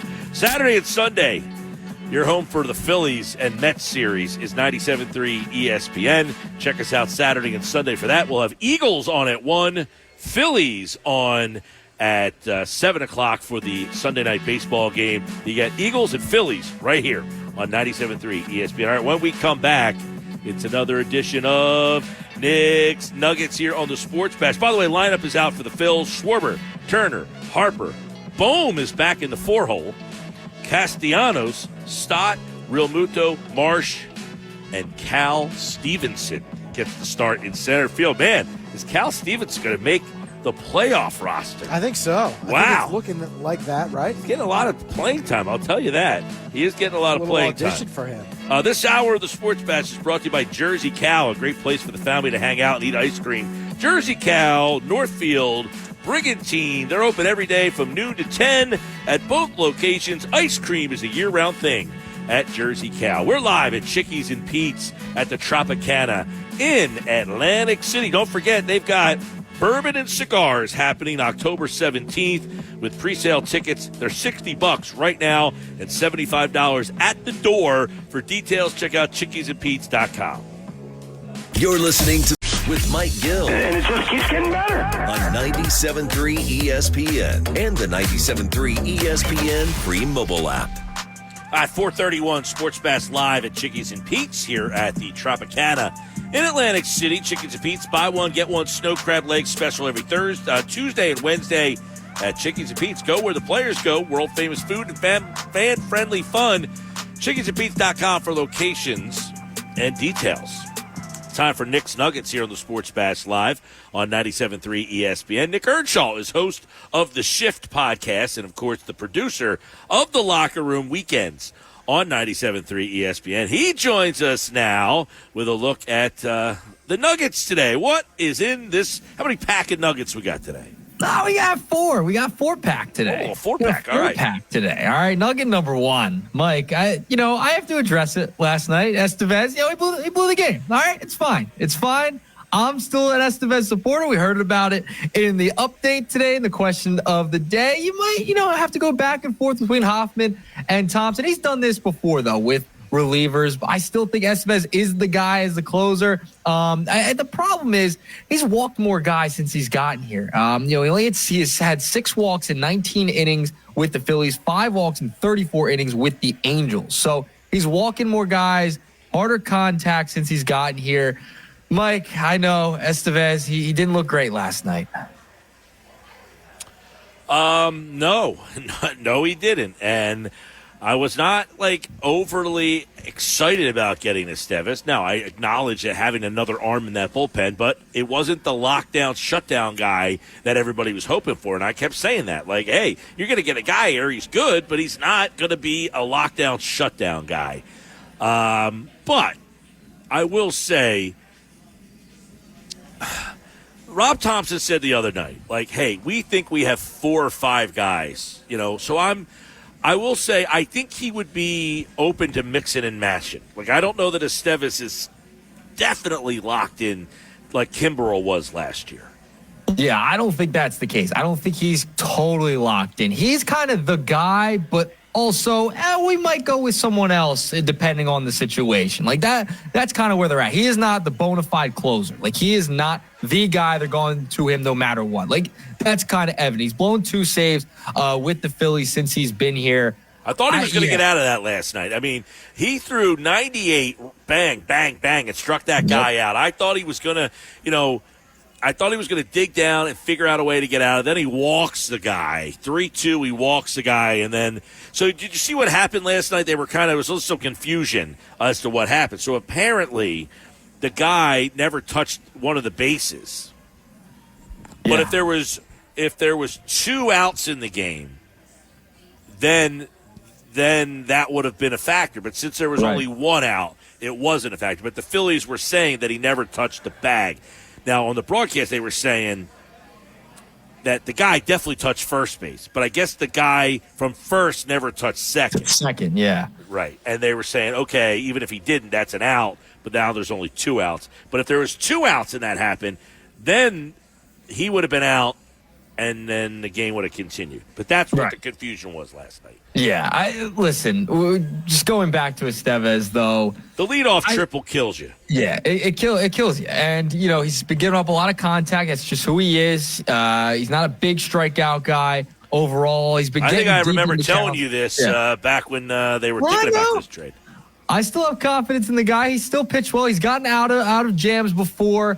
He's looked good for the most part, but he's had a couple of blown saves, and that'll happen. Like I mentioned, he's had more walks with the Phillies in only 19 innings than he did with the Angels. So he's going deeper into counts as well. Guys are working him a little bit more. But he's going to be the main option as the closer. He's still going to be the main option heading into the postseason. Unless he really falls apart in the postseason, he is going to be the guy in the 9th inning. But, in most cases. But they will mix and match. They'll go to Hoffman in high-leverage situations. They have a couple of guys, like you mentioned, that Rob Thompson said, yeah, we have a couple guys we feel comfortable putting into that closer role. He's just going to be the number 1 option. But he's not going to be there every single night out when you need to get a game saved late in the ballgame. He could pitch the ace sometimes. You might see that. So, yeah, I think, as Thompson said the other night, Hoffman pitched the 9th, and he said, well, he was the guy that was hot. He warmed up in the 7th, and he warmed up in the 8th, so we just went with him in the 9th.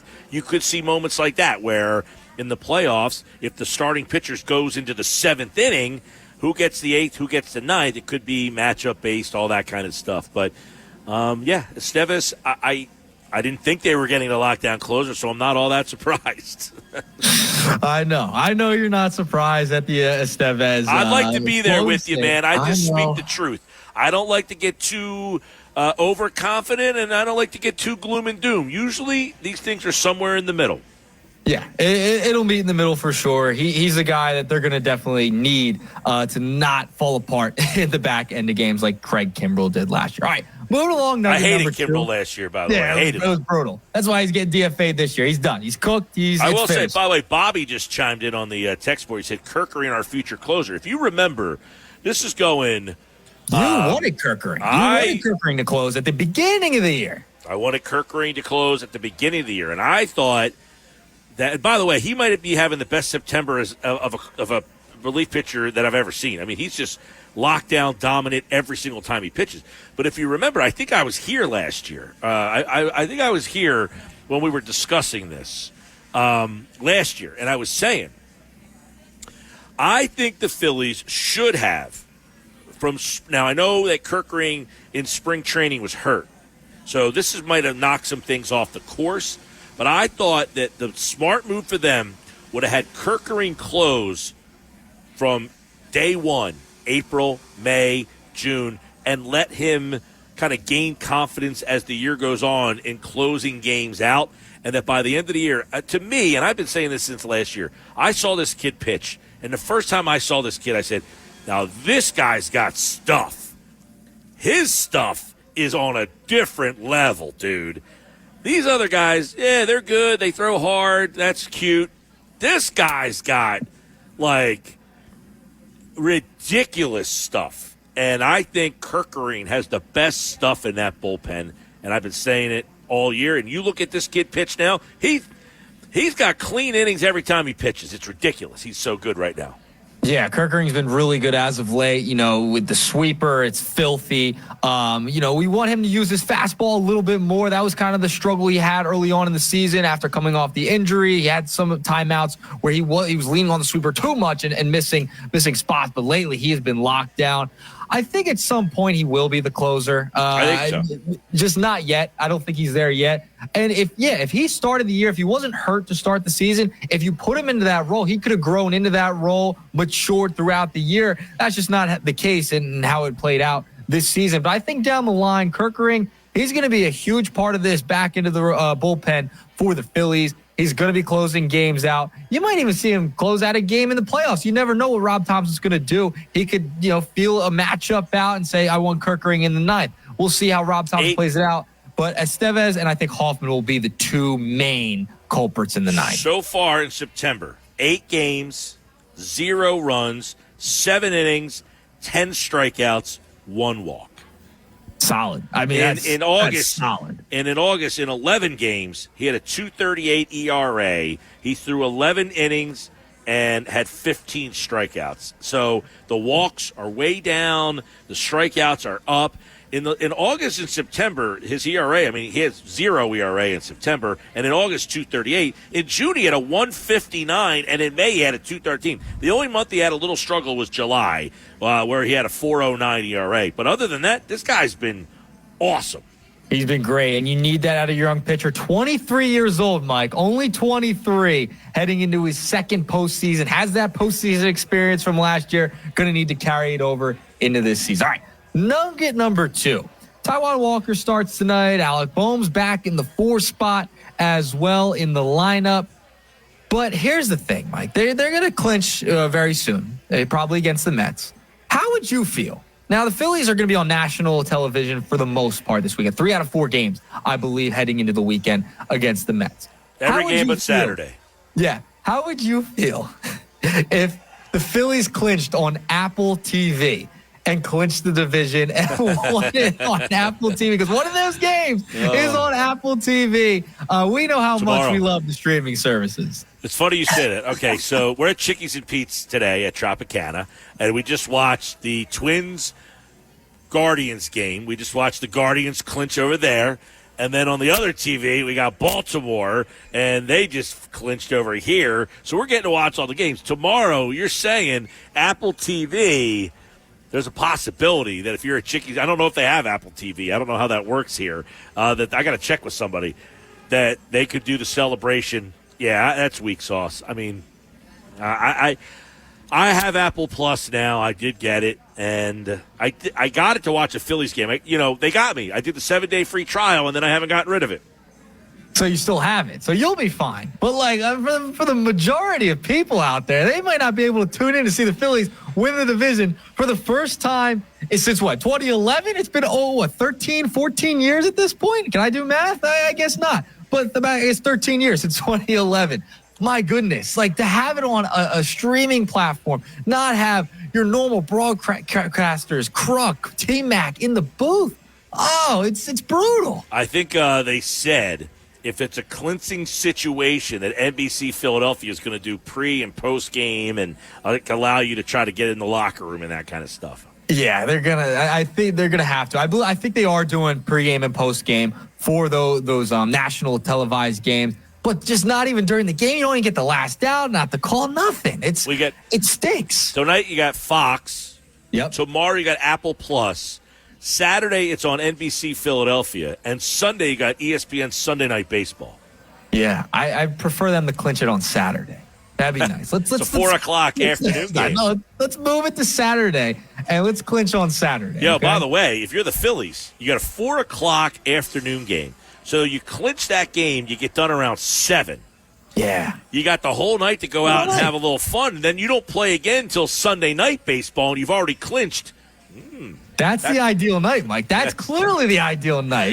Garrett Stubbs can be partying all night, have his playlist going. Hopefully, Dancing with My Own comes back. Get that playing, get that rolling again, get the vibes back. Saturday seems like the day. That's the day they got to hold off until they want to clinch this division. Definitely. Because the playoff berth, that's wine and cheese to this team now. Definitely the setup. You gotta have the full celebration in the locker room on Saturday. That is the day to clinch. You can't be doing it on Apple TV. I mean, that's brutal. Or you get it done tonight. Yeah, tonight you can. It'll be fine if they can get it done tonight. We'll see. We'll see what happens. But no, not on Friday. Friday can't happen. No clinching on a Friday night on Apple. Done. Not happen. All right. Nugget number 3. The 76ers, the big announcement that they're moving to Center City. It's probably going to happen. It's looking like it's going to happen. They're not coming to New Jersey like we've talked about multiple times. Has the reaction to you in your mind been a little overboard? I'm seeing social media. It's just blowing up over the Sixers moving. Like they're leaving. It's like they're still leaving town because everyone is so passionate about the sports complex. There's multiple stadiums across the league that are located in the middle of the city. It's not the end of the world, for goodness sake. Like, you look at Madison Square Garden, New York. You take the train right there, you're in. It's not that big a deal. It's going to cause some chaos for a few years. But it's not that huge of a deal. No, but there's a couple things to that. It's part of the culture of people in New York to not drive. True. Like, that's part of their culture. Like, they just don't drive. They take public transportation. They're used to it. It's a part of their daily thing. Philadelphia, a little different. People don't use the public transportation nearly as much as the New York people do. So you're like, yeah, Madison Square Garden, right in the city. That's part of the fabric of their city, though. Now, the sports complex thing is something that's always been unique to Philly. You said, yeah, other cities have it, but that's what makes Philly unique, is that this area is where we go for sports. I think that there were so many other opportunities to put this place that would have been more convenient for everybody. I don't understand. Now, the economic development, they probably have more studies than I do, but I have a hard time thinking that this couldn't have been put in an area that kept it there and been built around to build economic development. Like, if you're going to go down into Center City and you're going to start, putting a new stadium in there and I'm sure build around it, that you couldn't have tried to get that footprint somewhere into that stadium district already. Like, I don't know. I don't know why that they would want to break free from the area that has been there for part of people's routines for generations to go into Center City if you didn't have people overly excited about it. I can understand if people were like, oh, this is going to be awesome. Said nobody. I haven't met one person who is excited about this at all. So I don't understand why they were so, like, as soon as you saw some pushback, wouldn't you be like, you know what, there's a lot of area in this stadium district.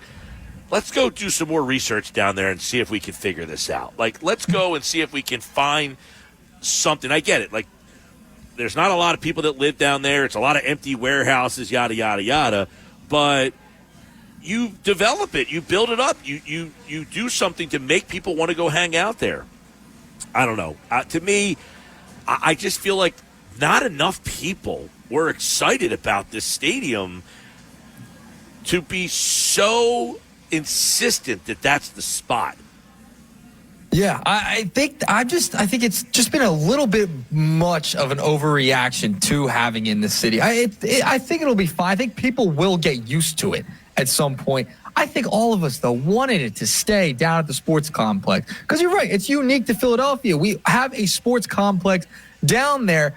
I just think people are going nuts about this. Well, keep in mind. I think it'll be something that people will have to get used to, because sometimes, change is good, you don't know what's going to happen yet. I would have preferred to have it in the sports complex or, come over to the Jersey side. That would have been great too. But I don't think it's as bad as people are going to make it out to be. I don't have an opinion on whether it's as bad because, quite frankly, we'll see. I don't really know where it is, like, to get there.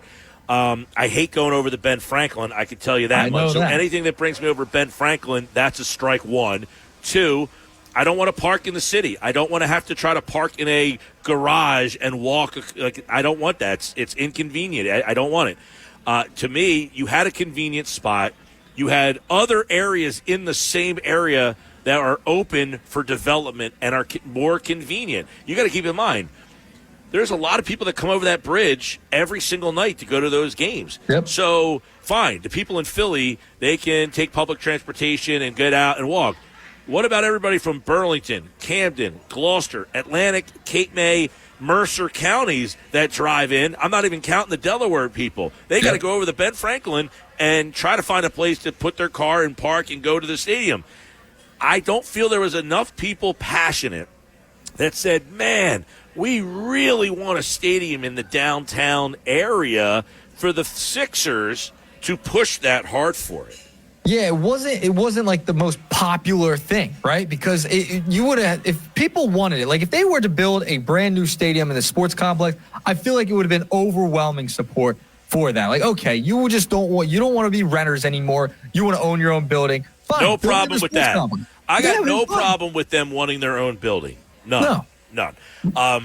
But I and listen, in 2031, if I ever end up going to that arena, the first thing I said to my girlfriend last night, Sixers, they're moving the arena downtown. Her face was, I have no interest in going there. And she loves going to the games. Yeah. No interest in going there.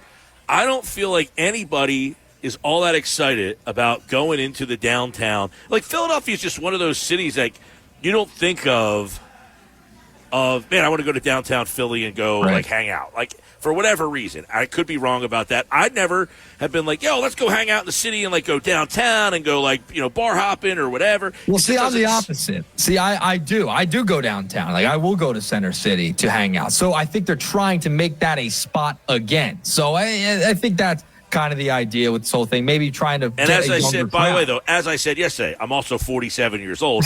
I don't think the Sixers give a hoot whether I think that it makes sense. And quite frankly, I said, I'm not for or against. I just don't feel, listening to others and just getting the temperature there, I did not see an abundance of people that were overly excited about the location. I can understand if you said, hey, we're going to put it in downtown, and people were like, oh, man, that's going to be awesome. I can't wait. I did not see that reaction. And if I'm the Sixers, I got to look at my constituents and say, maybe we overplayed our hand here. But would they? I mean, they own the Devils and the Commanders at this point. Would they? Well, I mean, they're smart people. They have a lot of money. They have research. So you would think maybe we overplayed our hand here a little bit, that we thought people were going to be excited about downtown in this spot, and maybe they're not. Maybe we should try to find something different.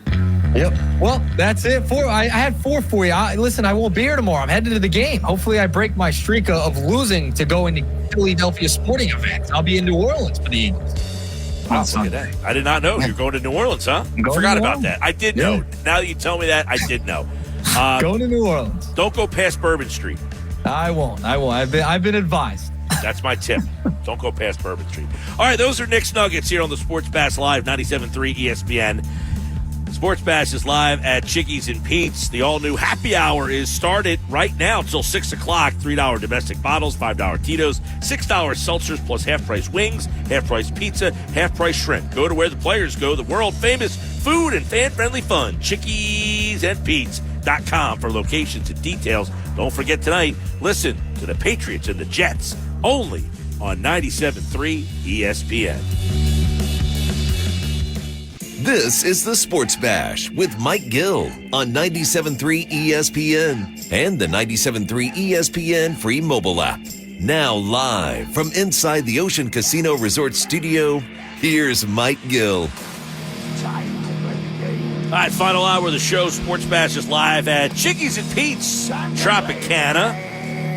It's happy hour, Monday through Friday. Right now, $3 domestic bottles, $5 Tito's, $6 seltzers, half-price wings, half-price pizza, half-price shrimp.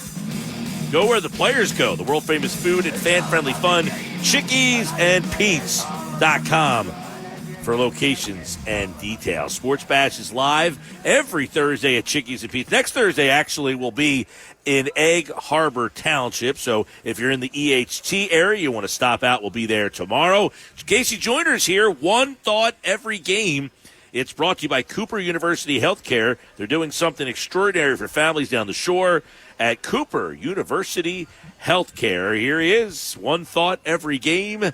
Casey Joyner, the Eagles take it on the New Orleans Saints. You know, the Saints have scored 91 points in their first two games. By my lousy math, that's about 45 points a game. So let's start there. Is this Saints offense that explosive? Last year, Alvin Kamara, when you compared him on a fantasy points per play basis, the only guys who were better than him were, I believe it was Devon Achane and Christian McCaffrey. He's that good. The Saints knew it, too. In fact, you heard their coaching staff talk about it and say, hey, look, people thought he was an older back. So we haven't seen that. He's that good. Mind you, they've done that with Chris Olave has 6 receptions. That's it. 2 games. He have caught 2 passes in game 1, 4 passes in game 2. They haven't even used, Taysom Hill that much. I mean, they've got players they've not even necessarily done as much as they can with this offense. I mean, Shaheed's doing fantastic. So as good as they've been, they might actually be more dangerous if they can get the other players involved in their game. But, I mean, it really says most about what Kamara is, that he is still a top 5 back in the NFL. All right, well, you heard Vic Fangio today. He talked about how bad the Eagles have been against the run. So is that something that concerns you when you watch these matchups, the Philly run defense and the New Orleans running game? How much do you want to have to commit to stopping the run? And it's committing the resource. People talk about bringing the 8th man to the box and things, but it's to defense. It's not just doing that. There are a lot of different things you could do just to win it just by numbers. And the Eagles have been trying a variety of things, but as Belichick said on the Manning cast, he was talking about the Eagles' defense. He said they're not tackling. Well, same for both teams. So not tackling very well at all. But if you can't get people to go in there and tackle, in fact, Belichick has said before, and this just it keeps coming up to him for the Eagles and for a lot of teams around the league, that he said that his dad and Bill Parcells both told him that the most important thing you'd have on defense is to have 11 guys who can tackle. I don't know that right now the Eagles have 11 guys who can tackle, and you need to find a way to get there because, I mean, the regular season is kind of like the preseason. You need to get up to speed on that. They need to be going through and doing some tackling drills and a bunch of those things because I don't think it's necessarily just a schematic problem for them. They have some issues there, but I really think it's a matter of just got to put your shoulder in there and start tackling them. Right now, they're not. Well, Vic Fangio said today, I need to do a better job. It's the old Andy Reid. I need to do a better job. The old school guys, they always feel that they can do a better job. Do they have the personnel and the talent to do what Vic Fangio's defense is good at? I like that Fangio is admitting that there are some things that he didn't do well because we start looking at some of the ways they were trying to stop the run in both the first 2 games. There were times when they just weren't lined up properly. You had people getting out of gaps, you had people doing things of that nature. And there were sometimes where I think Fangio's getting used to his talent too, as to what his guys can and can't do. Okay, they call that old thing in football coaching, X's and O's versus Jimmy's and Joe's. Looks good on the chalkboard, but then you get out there and can the actual players do it? And I think Fangio's learning what his Jimmy's and Joe's can do versus his X's and O's. And mind you, he's got a really good track record. He did a really good job the past couple of years in a lot of areas. You start looking at a lot of metrics of what his teams can do. They've been very good. I've got a lot of faith he can do that. But right now, Belichick has been talking about on some of his podcasts and things. The number one thing you think early in the season is get your fundamentals right, because especially as the preseason, you don't have that anymore. So you've got to really get your fundamentals right. Right now, the Eagles probably need to stick to fundamental football. The bad news is you don't want to have to be learning and getting up to speed on fundamentals when you're playing the Saints. One thought every game. Casey Joyner, of course, taking a little deeper look at the thoughts on this Eagles game. A lot of it is their defense, which has been kind of a mess. But, Casey, they're only giving up 15 points with a minute left in that game. Is the defense as bad as we're kind of discussing right here? In the running game, just got to make the tackles. If you make the tackles, I mean, right now the Eagles in the running game and fantasy points versus running backs, they're 19th. They're not great, but they're not horrible.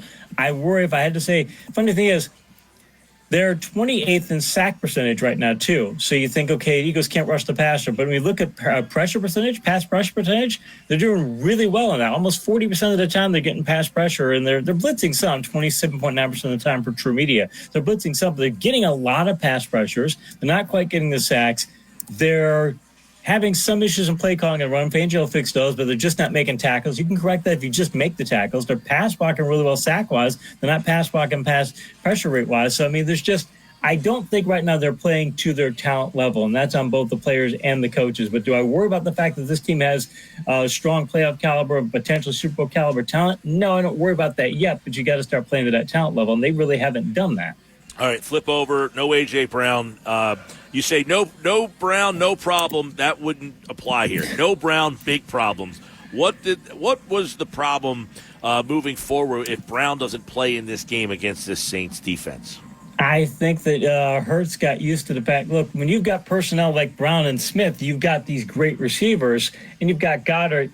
You could just beat guys personnel-wise. So, I mean, you want to get the right play calls, but you really can beat teams personnel-wise because, look, you can't double everybody. If we got 3 good pass-catching targets and some alternate targets who are good too, and you can run the ball, and that's really tough to stop. But so if you take Brown out of there, yeah, you can double Smith in every single play. You can make it more difficult. You can take certain passes away from him. And Hurts hasn't been used to having to develop the rest of his talents around him. And I think Kellen Moore can creatively play call that sort of thing. But I think Hurts also has to be like in that last play. That's why it keeps coming back to me. That last play, he throws the pick, he forced that in the coverage. Even Peyton Manning was like, yeah, he just locked in his receiver and decided he's going to throw it there. I think that right now, Jalen Hurts, if you really want to get this offense going in the passing game without Brown, he needs to trust some of these other receivers. Even if it's only on certain plays and such, you need to be able to trust that they can make the play because you can't just funnel everything through Smith, who, by the way, only has, 9 games of double-digit targets in his career. He's not the kind of guy you're going to go funnel 15 targets to. Saquon Barkley, obviously, a big part of their offense. What kind of role could he have against this defense? It's just the kind of day where you can hand it to him and hope that he chews up yards and chews up clock. Now, they've got the blocking. The Eagles' run blocking is really good. In fact, Barkley in week 1, he had that terrible field, and he still did great. So he was making cuts that you shouldn't be able to make on an ice rink like that. So I trust his talents. I trust the Eagles' run blocking. I'd like to see them get even more creative in the run, what they're doing in the running game and things. I think they've gotten into, I don't want to say predictable. You get into, okay, these are some of the plays that work. I'd like to see them do a lot more creative things. Kellen Moore is perfectly capable of doing that. He's a really creative play caller. Part of the problem is, you got a Saints defense that is first in the league in I mentioned fantasy points per game in rushing plays to running backs. They are first. They're only like 5 points per game, only 32 carries for 100 yards, 3.1 yards to carry to running backs this year. So it's one of those things where it's a really tough defense versus a really strong running game. So I don't know which is going to win, but if I'm the Eagles, that's probably what I'm going to lean on because you need Barker to be getting a good number of carries so that you can, not have to rely on the number 2 and number 3 receivers as much you did against Atlanta. Well, we'll see what Casey Joyner thinks about the Eagles and this matchup against the New Orleans Saints. We'll get his thoughts on that game at the end. But first, it's One Thought Every Game with Casey Joyner here on the Sports Bash Live on 97.3 ESPN. We take a look at One Thought Every Game. It starts tonight on Thursday Night Football as the Patriots get ready to go on the road and take on the Jets. And obviously, interesting one. The Patriots are 16-2 against the Jets over the last 10 years. Does that record continue to go in their favor on the road tonight? There's partly you'd think it could because they played very good against Mayo. He knows what his team is. Rob Mayo knows, okay, look, Ramondre Stevenson run the ball 46 times this year. They know that's what we are. We're going to run the ball. We're going to do the age-old game plan. Run the ball, play good defense and all that. The problem is that their pass defense is nowhere near as good. Geno Smith threw for over 300 yards last week because the Seahawks realized we can't just lean on the run. And I don't think that Aaron Rodgers is what he used to be, but you still have Breece Hall, you still have Garrett Wilson, and Rodgers can find weaknesses in that secondary. So, and I like the New York defense to play better than it has so far this year, so I'm taking the Jets by touchdown. One Thought Every Game, Packers and Titans. Packers have not had a losing record through their first 3 games of a season since 2014. Relax, RELAX. That was the last time that they started off with a losing record after 3. They're going to Tennessee. Yeah, and Tennessee's got some talent in that squad, but the problem is they built the team for Derrick Henry, and it takes time when you build to say we're going to be that power running, power defense. That's exactly who we are. It takes time to get away from that. Levis is terrible. I mean, it's good they landed those commercials before the season, those Mayo commercials, because his coach is screaming, "What are you doing?" His coach doesn't know what he's doing. DeAndre Hopkins has targeted 3 times so far in the first 2 weeks. Only had 2 catches for 17 yards. They have no passing game. And I give LaFleur credit. He gets Josh Jacobs the ball 32 times last week. Malik Willis, 12 of 14 for 122 yards. Really, hey, we're going to run the ball a ton, but if we put the ball in there, we're going to get nearly 10 yards per attempt. I think they'll be able to do it again, taking the pack. One thought every game, Giants and Brown. The Giants, it's their 4th season starting 0-2. Since they drafted Daniel Jones in 2019. A loss would be their 3rd season starting 0-3 since Jones has been the QB. Is that where this is trending? And Jones, hey, he's got to be thankful for Malik Neighbors. 18 targets, 10 receptions, $127 and a touchdown. I mean, Neighbors is that you can't send your number 1 receiver 18 targets every single week. You can't do it. I mean, the top receiver, you're not going to, that's going to be 200-plus targets a year. You can't do it. So, mind you, they should do it again this week because the Commander secondary is terrible. Or they did it last week because the Commander secondary was terrible. But this week, they got the Cleveland secondary. And Cleveland's got a much better secondary. The Browns also have a good powerhouse rushing attack. And I think Deshaun Watson is going to be able to go after some of the Giants' coverage weaknesses more effectively. I think they're going to get Amari Cooper finally involved in that offense. I'm taking Cleveland by all right, one thought every game. Casey Joyner from The Athletic. Bears and Colts. Anthony Richardson, Caleb Williams. It's the 2 youngest starting quarterbacks in the NFL. They're both 22. Richardson's younger. I don't know which of these 2 you're more excited about in this game. Bears can't let Caleb Williams get hit so often. Even C.J. Stroud will say it to him, man, you can't take that many hits a game. You're not going to make it through a season. Colts defense, though, they're not good at rushing the passer. They can't stop the run very well. Williams does have a lot of talent around him, and the Bears can run the football. They've got Swift is pretty good back. JT and Anthony Richardson will run the ball for the Colts, but the Bears' defense is much better than the Colts' defense. Usually I would take Indianapolis at home, but because of that defensive edge, I'll take the Bears by a small margin. Ooh, okay. Texans at Vikings. Someone is going to be 3-0. The Texans are seeking to start 3-0 for the 2nd time in their franchise's history. They ended up starting 5-0 that year. They won a franchise record 12 games that season. Is it Houston or Minnesota that stays perfect? Got to give Minnesota credit. Darnold, he might actually end up being as good as Cousins was in that offense. And Darnold was pretty good in college, really good in college, actually. And he just got to places where it wasn't a good fit. Here, all he has to be is just the quarterback, not to be the savior. Got good players around you, good play caller. I mean, all you have to do is go be the quarterback, and it's a pretty good fit for him. Thing is, C.J. Stroud, I mean, just how much talent they have in that passing core. I mean, they haven't even used Dalton Schultz for much. They should use him this week because it's a really favorable matchup. You've got a really good deep running back core. I mean, they just have a lot of talent on offense, and they still have a pretty good defense, too. So I think it's going to be a really close game, but I'll take Houston by a small amount. One thought every game. Both defenses, Chargers and Steelers, have been really good. First meeting between these 2 teams without either Phillip Rivers or Ben Roethlisberger since 2003. It was Drew Brees against Tommy Maddox in that game. So, which quarterback wins it this time, Herbert or Fields? Herbert's banged up. I mean, he didn't practice yesterday, and he's got an injured ankle, and that's not a good place to be when you're going up against the Steelers. The Steelers, they did what the Steelers often do under Tomlin. They got, in recent years, they got to, hey, let's throw the ball out. And finally, it works for a time, and it doesn't work ultimately. And they go back and they realize, you know what? We need to just power run the football and play defense. Like, yeah, that's what you guys should always be. You should never wander off into the other stuff. So this will look like a 1970s power football game. I think the Steelers, though, are going to be better at power football. It's at home, too. And plus, with Herbert being banged up like that, I just think, and maybe they have to go stick, or maybe Herbert's just not be able to do as much. When you add those factors in, I'll take the Steelers by maybe field goal. All right, one thought every game. Casey Joyner from The Athletic. Let's go to Denver, 0-2, go next. And he says, I just threw the ball to the other team. That's what happened. Very good observation there. But he's going down to Tampa, where if they win, they'll be 3-0. The loss would be Denver's 2nd straight 0-3 start, and the 4th in the last 6 seasons. Who knew Denver has been this bad? It would be the most 0-3 starts in that span. The only other team is the Panthers that could start 0-3 in each of the last 2 seasons. So, is Denver on the Carolina level this week in Tampa? They're not quite that bad. Carolina is just atrociously bad. You look at all their advanced metrics; they're just among the worst in the league. I just read something to the Washington Post too, where an anonymous scout said, "Yeah, they're talent-wise, they're by far the worst team in the league." Here's the thing of Baker Mayfield.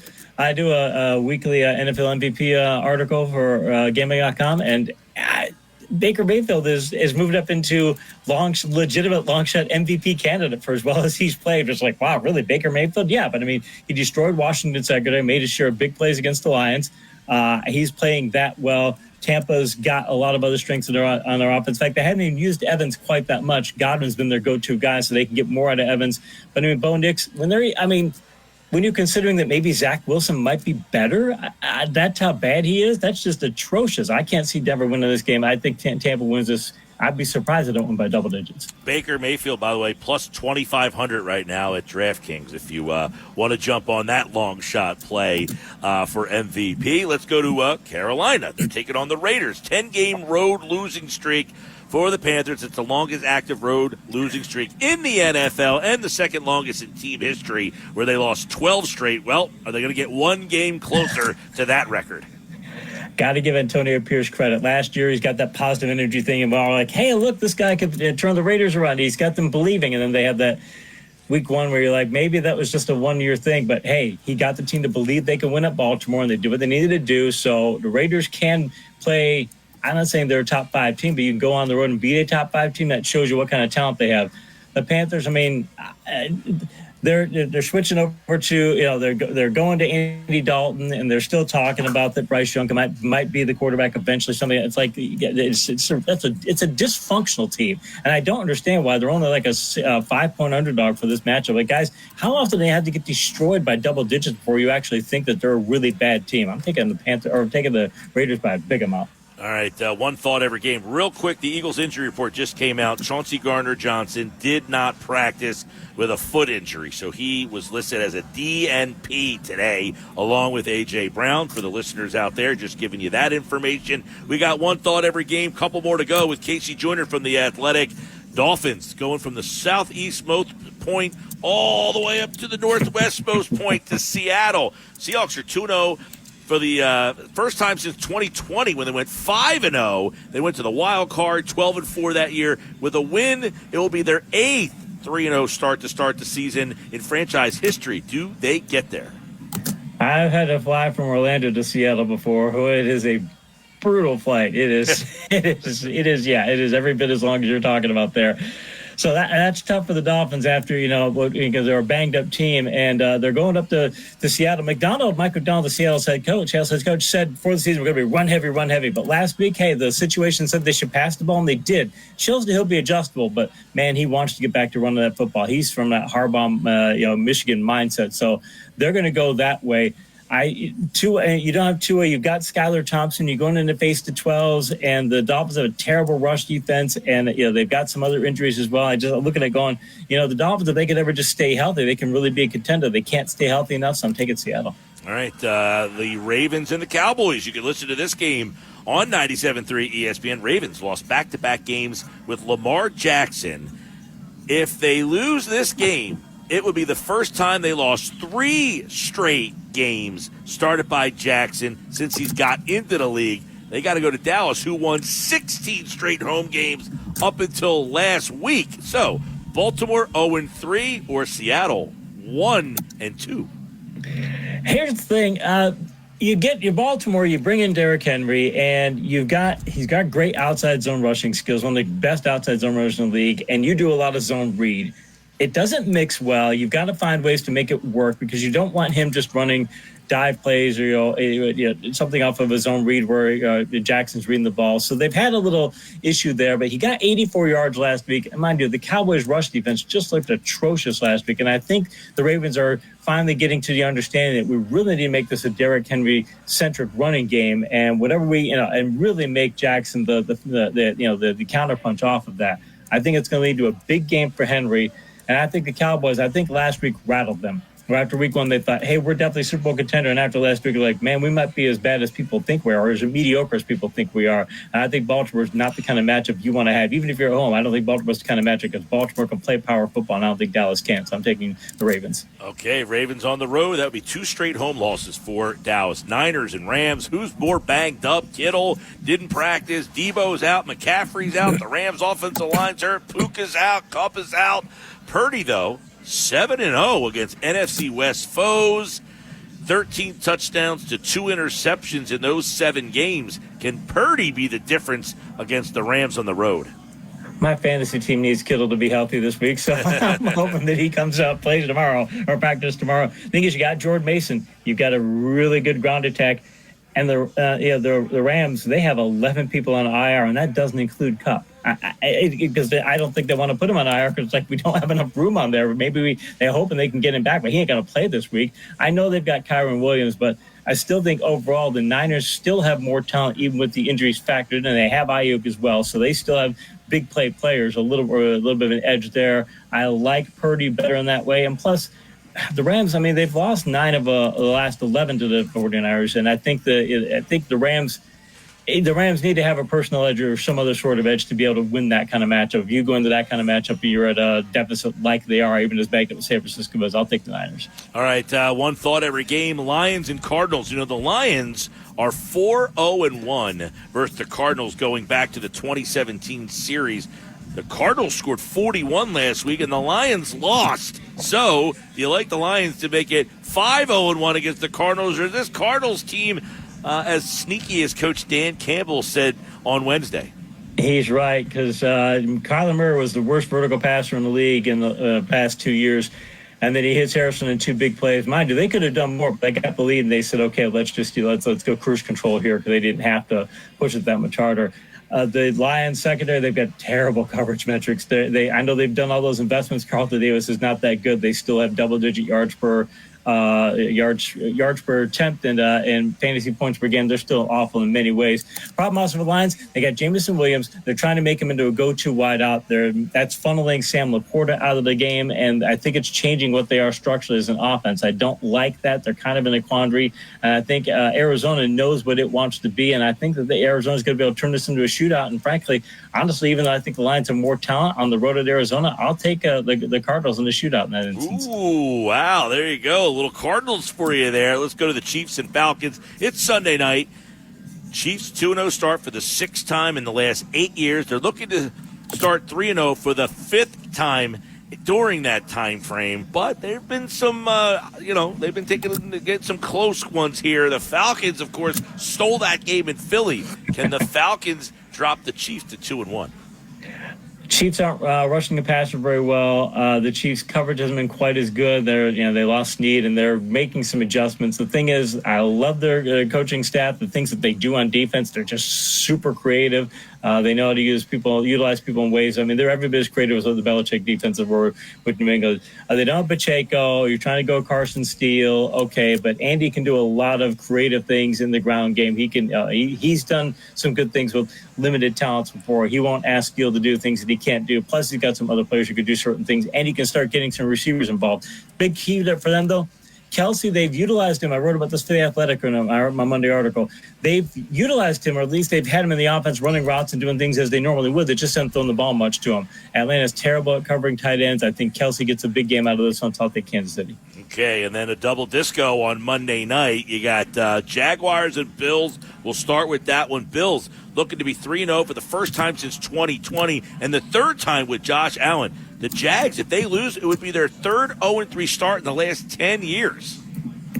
Yeah, it would. And the thing is, Buffalo, they've lost all that defensive talent, tons of defensive talent. I thought there's no way they play as well. I know that McDermott's a good defensive coach. I get it, but you can't lose that much talent and still be very good.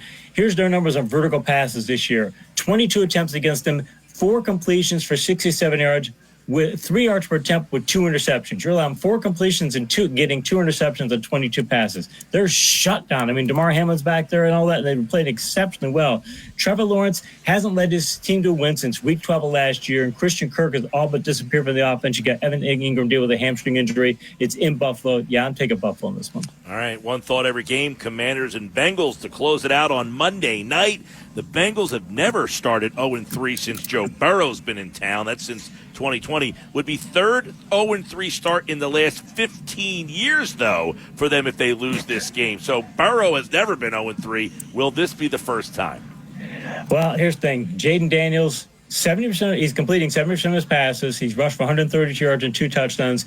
Washington's finding ways to get him to do what he can do. It puts him in the offensive rookie of their consideration. If he keeps playing at this pace, he's going to be one of the leaders for that. The thing is, Washington secondary, and that's part of the reason Baker Mayfield's in the MVP conversation, is their secondary is just atrocious. That's what we talk about. Daniel Jones, look what a great week he had this week. If he played Washington every week, he'd be a Pro Bowl quarterback, but he doesn't play him every week, and Cincinnati does this week. And Joe Burrow just had a really good game facing Kansas City at Kansas City with kind of a mix-up in their what they are. I think Jamar Chase has his best game of the year. Burrow goes probably 250 to 300 passing yards. I'll take Cincinnati big in this one. There you go. One thought every game. Casey Joyner here on the Sports Bash Live, 97.3 ESPN, the 97.3 ESPN free mobile app, and streaming live video on the X platform at Mike Gill Show. Use the hashtag SB Live. He's brought to you by Cooper University Healthcare. They're doing something extraordinary for families down the shore at Cooper University Healthcare. Philly and the Saints. How is this one going down on Sunday? Who wins and why? Yeah, this is the thing. Philadelphia, we were talking about Cincinnati, and Cincinnati had that really bad start, and suddenly you get Washington. I think they get Carolina next week. Well, that's a great thing. You're Philadelphia. You got kind of that shaky start, and I got to go to New Orleans to play the Saints team that's playing as well as they are. I think the Eagles can do some things. I still think the Eagles got a fighting chance because you've got Barkley, you've got Hurts, and you've got Smith, and you've got a good play caller. And I think that Fangio could do some things on defense to give the Saints a lot of things to think about. But there's too many things they got to fix right now. The Saints are just playing too well, so I got to take New Orleans this one. All right, he likes the Saints, and of course you can hear that game right here on 97.3 ESPN. Merrill Reese, Mike Quick, pregame coverage at noon. The kickoff at 1. On 97.3 ESPN. That's one thought every game. He's Casey Joyner from The Athletic right here on the Sports Best. Thanks, Casey. Thanks, Mike. He's back Tuesday with one thought every game, wrapping up the Week 3 matchups. We're broadcasting live from Chickies and Pete's at the Tropicana in Atlantic City, the official sports bar of the Philadelphia Eagles. Go where the players go. World-famous food and fan-friendly fun. ChickiesandPete's.com for locations and details. When we come back, we got games to bet, and we got the man to bet them. Jeff Nadeau is in the house. He's got a bunch of college games, some NFL thoughts for you. Stick around for that. This hour of the show on the Sports Bash is brought to you by my guys over at Key Acura of Atlantic City. Rocco and the guys have some lease deals right now through the end of the month. You can drive home in a 2025 Integra for $399 a month with $29.95 down. Visit Key Acura of Atlantic City, Tilton Road, EHG, the small but friendly dealer. Jeff Nadeau joins me next. We have the... Here in America, work is in trouble. We've offshored our manufacturing, sent away good jobs, and lost so much ability to make things. American Giant is pushing back against that tide. They make high-quality clothing for a summer wardrobe you'll love, all made right here in the USA. Support America's workers and get 20% off your first order at American-Giant.com with code STAPLE20. That's 20% off your first order at American-Giant.com, code STAPLE20. For sitting in traffic. You come with me. The Sports Bash with Mike Gill on 97.3 ESPN and the 97.3 ESPN free mobile app. All right, everybody, welcome back. Sports Bash Live, 97.3 ESPN, the 97.3 ESPN free mobile app. Streaming live video on the X platform at Mike Gill Show. Use the hashtag SB Live. Let's get into this week's plays of the week. Jeff Nadeau's here. 4 college games. We'll look at some NFL as well, get his favorite play. As always, he's here on the Sports Bash Live on 97.3 ESPN. Jeff, what's up, buddy? Hey, Mike, how are you? All right, man. Let's dive into college football. Got 3 games now for most of these teams, getting a good feel of what's happening. These are Jeff's favorite plays this week. Let's go number 1 on the card this week. Stanford, Syracuse. This is an ACC matchup, by the way, for the people out there. Why are Stanford and Cuse playing football? They're in the same conference somehow. -9, Cuse is favored 57.5. What stands out about this one? Well, a couple of things. I think, obviously Syracuse is a fun team. They've got that old quarterback, Kyle McCord, there from Ohio State. They've been moving the ball at a high level. My thought, though, is I think Stanford's still a decent team to back. I thought they were impressive against TCU in week 1. Haven't seen them in a while because they had a bye last week. Before that, they played Cal Poly. Who cares? They haven't – I don't think they'll have to worry much about travel here, it being off a bye week. They haven't started their classes yet for fall quarter, so a couple extra days to prepare. If you can stop the run, you're going to have some success against Syracuse. I think they can hang in this game. 8.5, 9 seemed a little too high. Stanford can still throw the ball. They've got one of the best receivers in the country in A.O. Manor. He's a great player. I just felt this was too high, Mike. Anything over 7, I have some interest in Stanford. They're not great, but I don't think they're this bad. And I don't love Syracuse's defense. I like Stanford here. All right, Stanford -9. Big number. He said anything over 7. Jump on the Cardinal for that. Let's go to another odd conference game. These are all going to be weird this year. Big Ten, Michigan, USC. USC -5, 43.5. This is not the same Michigan team we've seen the last couple of years. No, it's not. Michigan has 5 straight games to start the season at home. Kind of pathetic. All the complaints about Texas and USC, but they play every game at home. That said, I don't really get this number. I don't know why it's being bet down. I don't know how Michigan keeps up in this game. I guess the thought is that they'll just play great defense and be able to move the ball a little bit, but I lean under, Mike. I think USC struggles against that Michigan defense. Miller Moss is a good quarterback, but he's not Caleb Williams. Alex Orji is now the quarterback at Michigan for Davis Warren. I don't think he can move the ball. The game against Texas was, 31-12?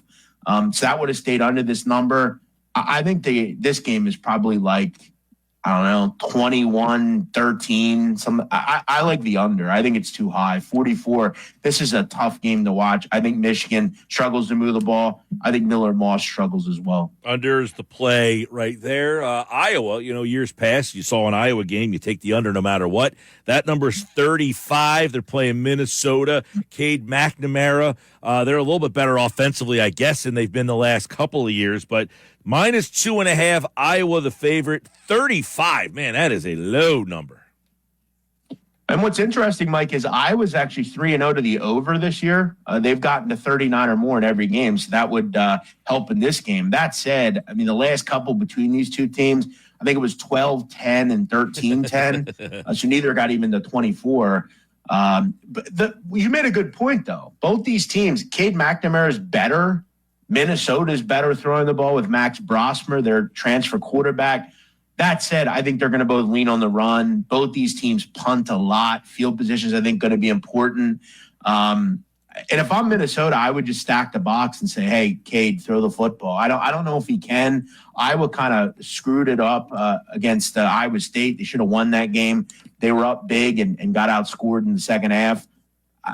Cade McNamara can't throw the ball. I still lean under. If you can get a 35.5, that's still, I think, a good price. 12 catches this year for Jacob Gill. Very good wide receiver there for. That's your cousin, ain't it? Yeah, we're somewhere related. It's way down the line there. Jacob and I go way back. We've had a couple parties together. Minnesota, by the way, you take a look at their passing game. They'll like to throw it a lot more than Iowa. So if you like Minnesota on the passing side or to score some points. Hey, Mike. Yep. One other thing to keep in mind, I kind of relate this game a lot to the Iowa State-Iowa game. Keep in mind, that got to 39. There was a 75-yard touchdown from Iowa State. Probably not likely to happen again. So I feel like if you can kind of limit just no big plays, I can't see how this game goes over. I don't. Yeah, no, listen, Minnesota, Brosmer hasn't thrown over 200 once. That was against Rhode Island. They lost to North Carolina, and last week against Nevada, he didn't get over 200 yards. So, yeah. And McNamara hasn't either. McNamara couldn't get over 200 against Troy. You also look at Illinois State. I mean, he did have 251, but it's Illinois State. You're probably not going to throw 31 times. So, yeah, this is just going to be one of those.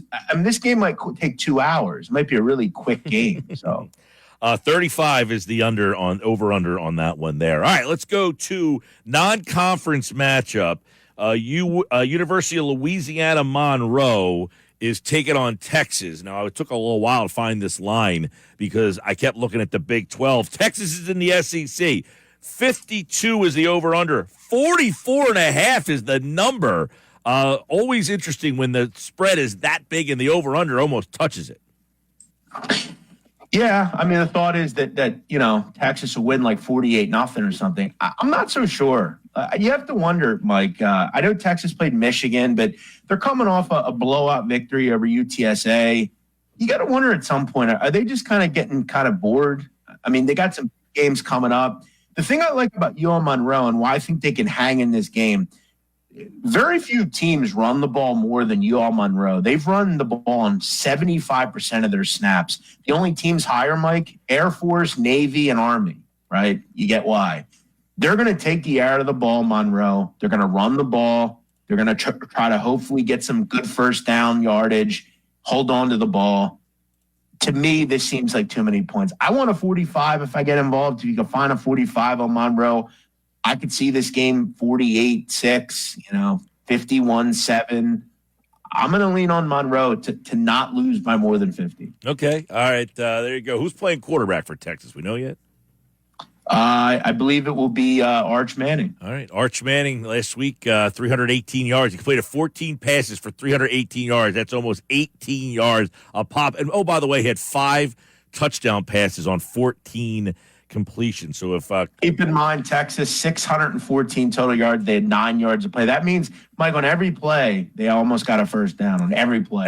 Yeah, it was unbelievable. That game was wild. The Texas Longhorns, number 1 in the country, taking on Louisiana Monroe. They beat Texas San Antonio 56-7 last week. They beat Colorado State 52-0 in week 1. So these also rans, they've been kind of taking care of. See if Mike, they have. If we can just get, I think, 7 points from Monroe, I think we could cover. All right. So, I'll ride with you on that one. I will say, out of all 4 plays, this is probably the weakest of them, but I thought it was interesting. All right, before we get an NFL thought or two, of the 4, what's your favorite?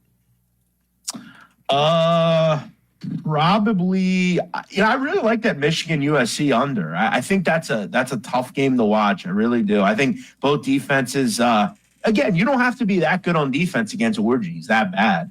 And USC will struggle to move the ball. That's also tough. I mean, going that travel, going there, I mean, that's a weird kind of situation. I like the under in that game. All right, let's get NFL. We got a Thursday night game tonight. Of course, you can listen to the game on 97.3 ESPN. Not a game that I love to play, Patriots-Jets. You have any interest at all in tonight's, or are you passing? No, I think my issue with this is, Mike, at the end of the day, like, the Jets were horrible against the run in week 1. I don't think they looked real good against it last week either.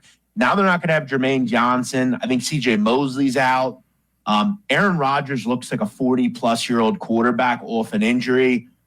I got to tell you, that said, I'm not getting more than 7. I want a touchdown, a full touchdown. Low-scoring game, I would think. I think the Patriots are kind of undervalued. I think defensively they're certainly better than the Jets.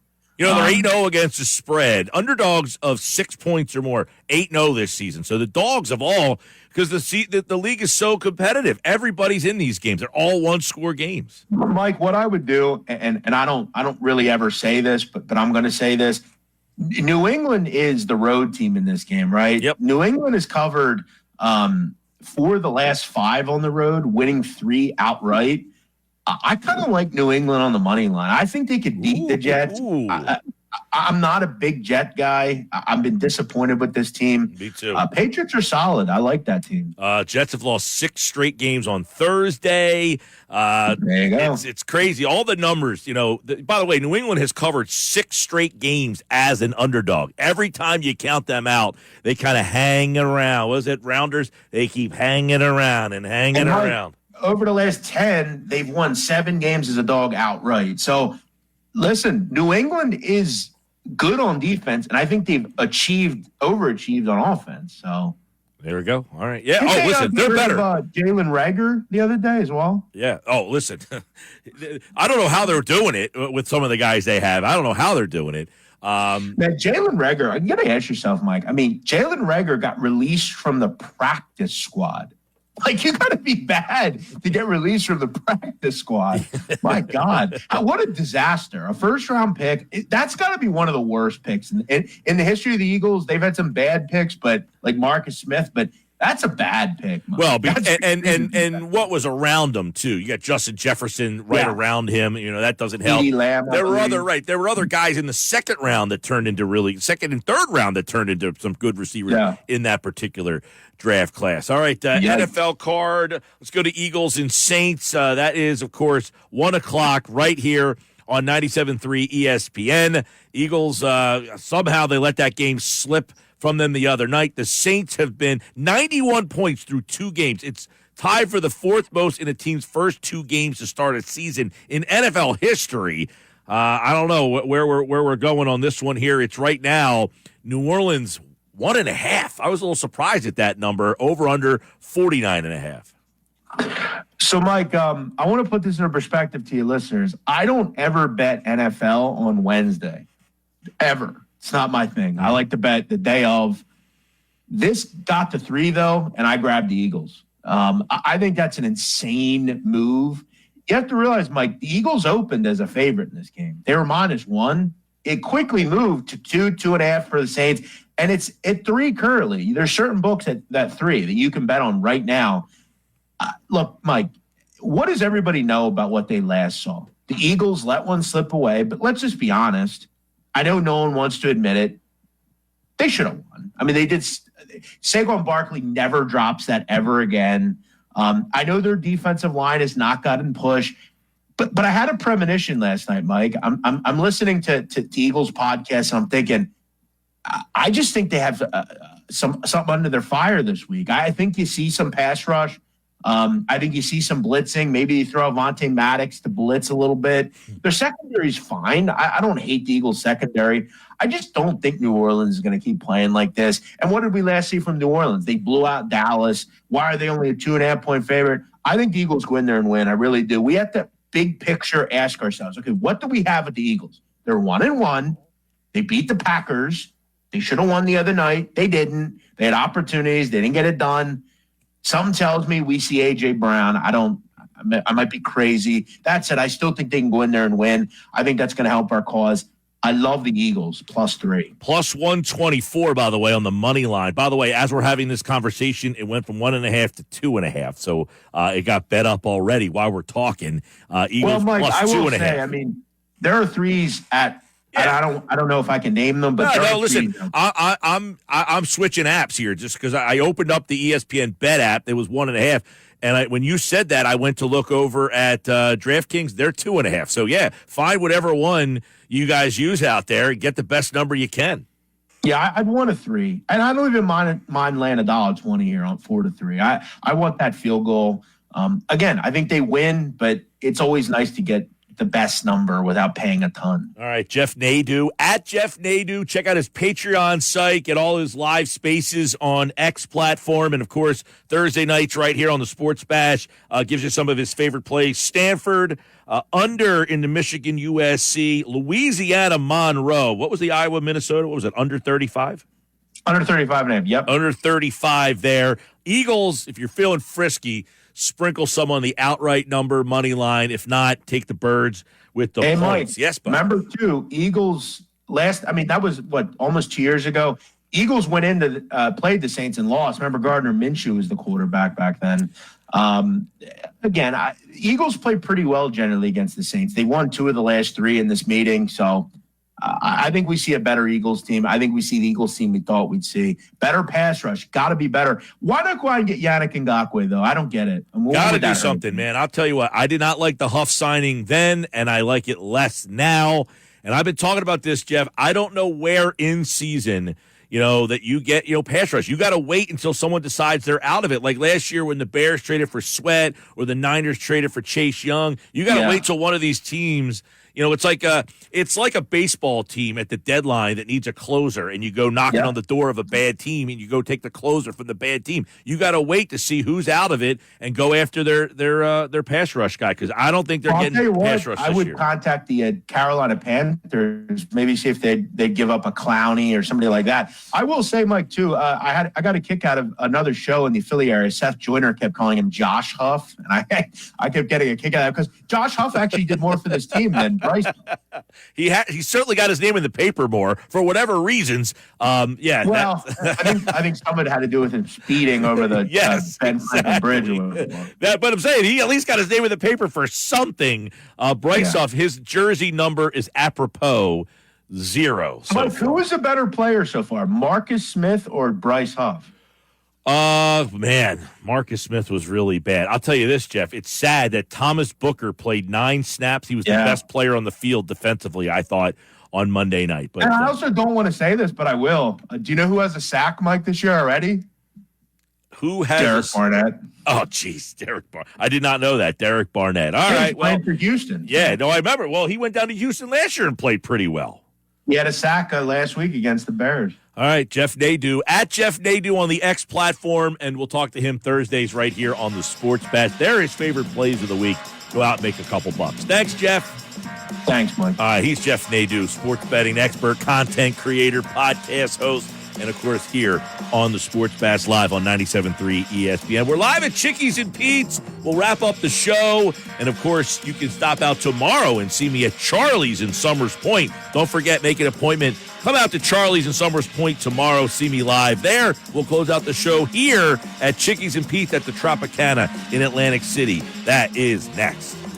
This podcast is sponsored by IQ Bar. I've got good news and bad news. Here's the bad news. Most protein bars are packed with sugar and unpronounceable ingredients. The good news? There's a better option. I'm Will, and I created IQ Bar plant protein bars to empower doers like you with clean, delicious, low-sugar brain and body fuel.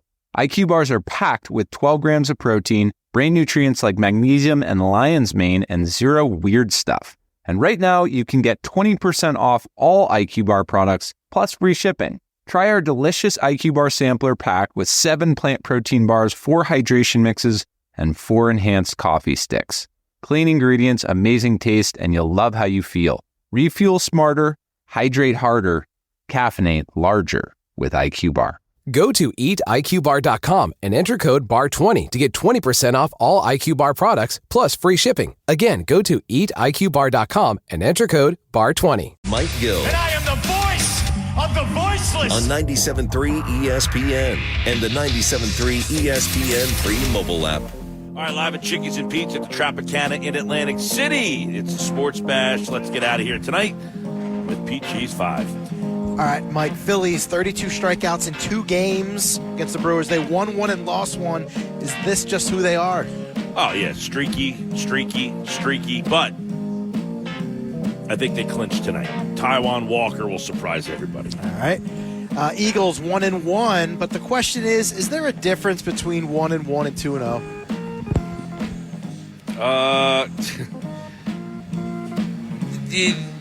In the East, no. All right, question number 3. Knowing what you know now, do the Phillies miss Rhys Hoskins in their lineup? Well, they miss a right-handed power bat. I don't know if necessarily Rhys Hoskins because he couldn't play in the field. He didn't have a great year this year. White Sox are 36 and 117, and they are 52 and a half games behind the Guardians. Obviously, they're eliminated a long time ago. But is there any excuse or justification for this putrid of a record? No, they actually were trying, and they just happened to be this bad. All right. And question number 5, staying power of 2-0 teams in the NFC, Minnesota, New Orleans, Tampa, or Seattle? Who you got? Staying power. I like Tampa the best out of that crew. I think Minnesota has a shot. I think Sam Darnold, I like his story better than all these other young quarterbacks who get drafted high. He got thrown into the mix, and now I think he's actually ready to go. Shout out to Geno Smith, though, too. All right, that's it for us. We're live here at Chickies and Pete's Thursday. Tomorrow, come out to Charlie's in Summers Point and see the show live. Have a great night, everybody.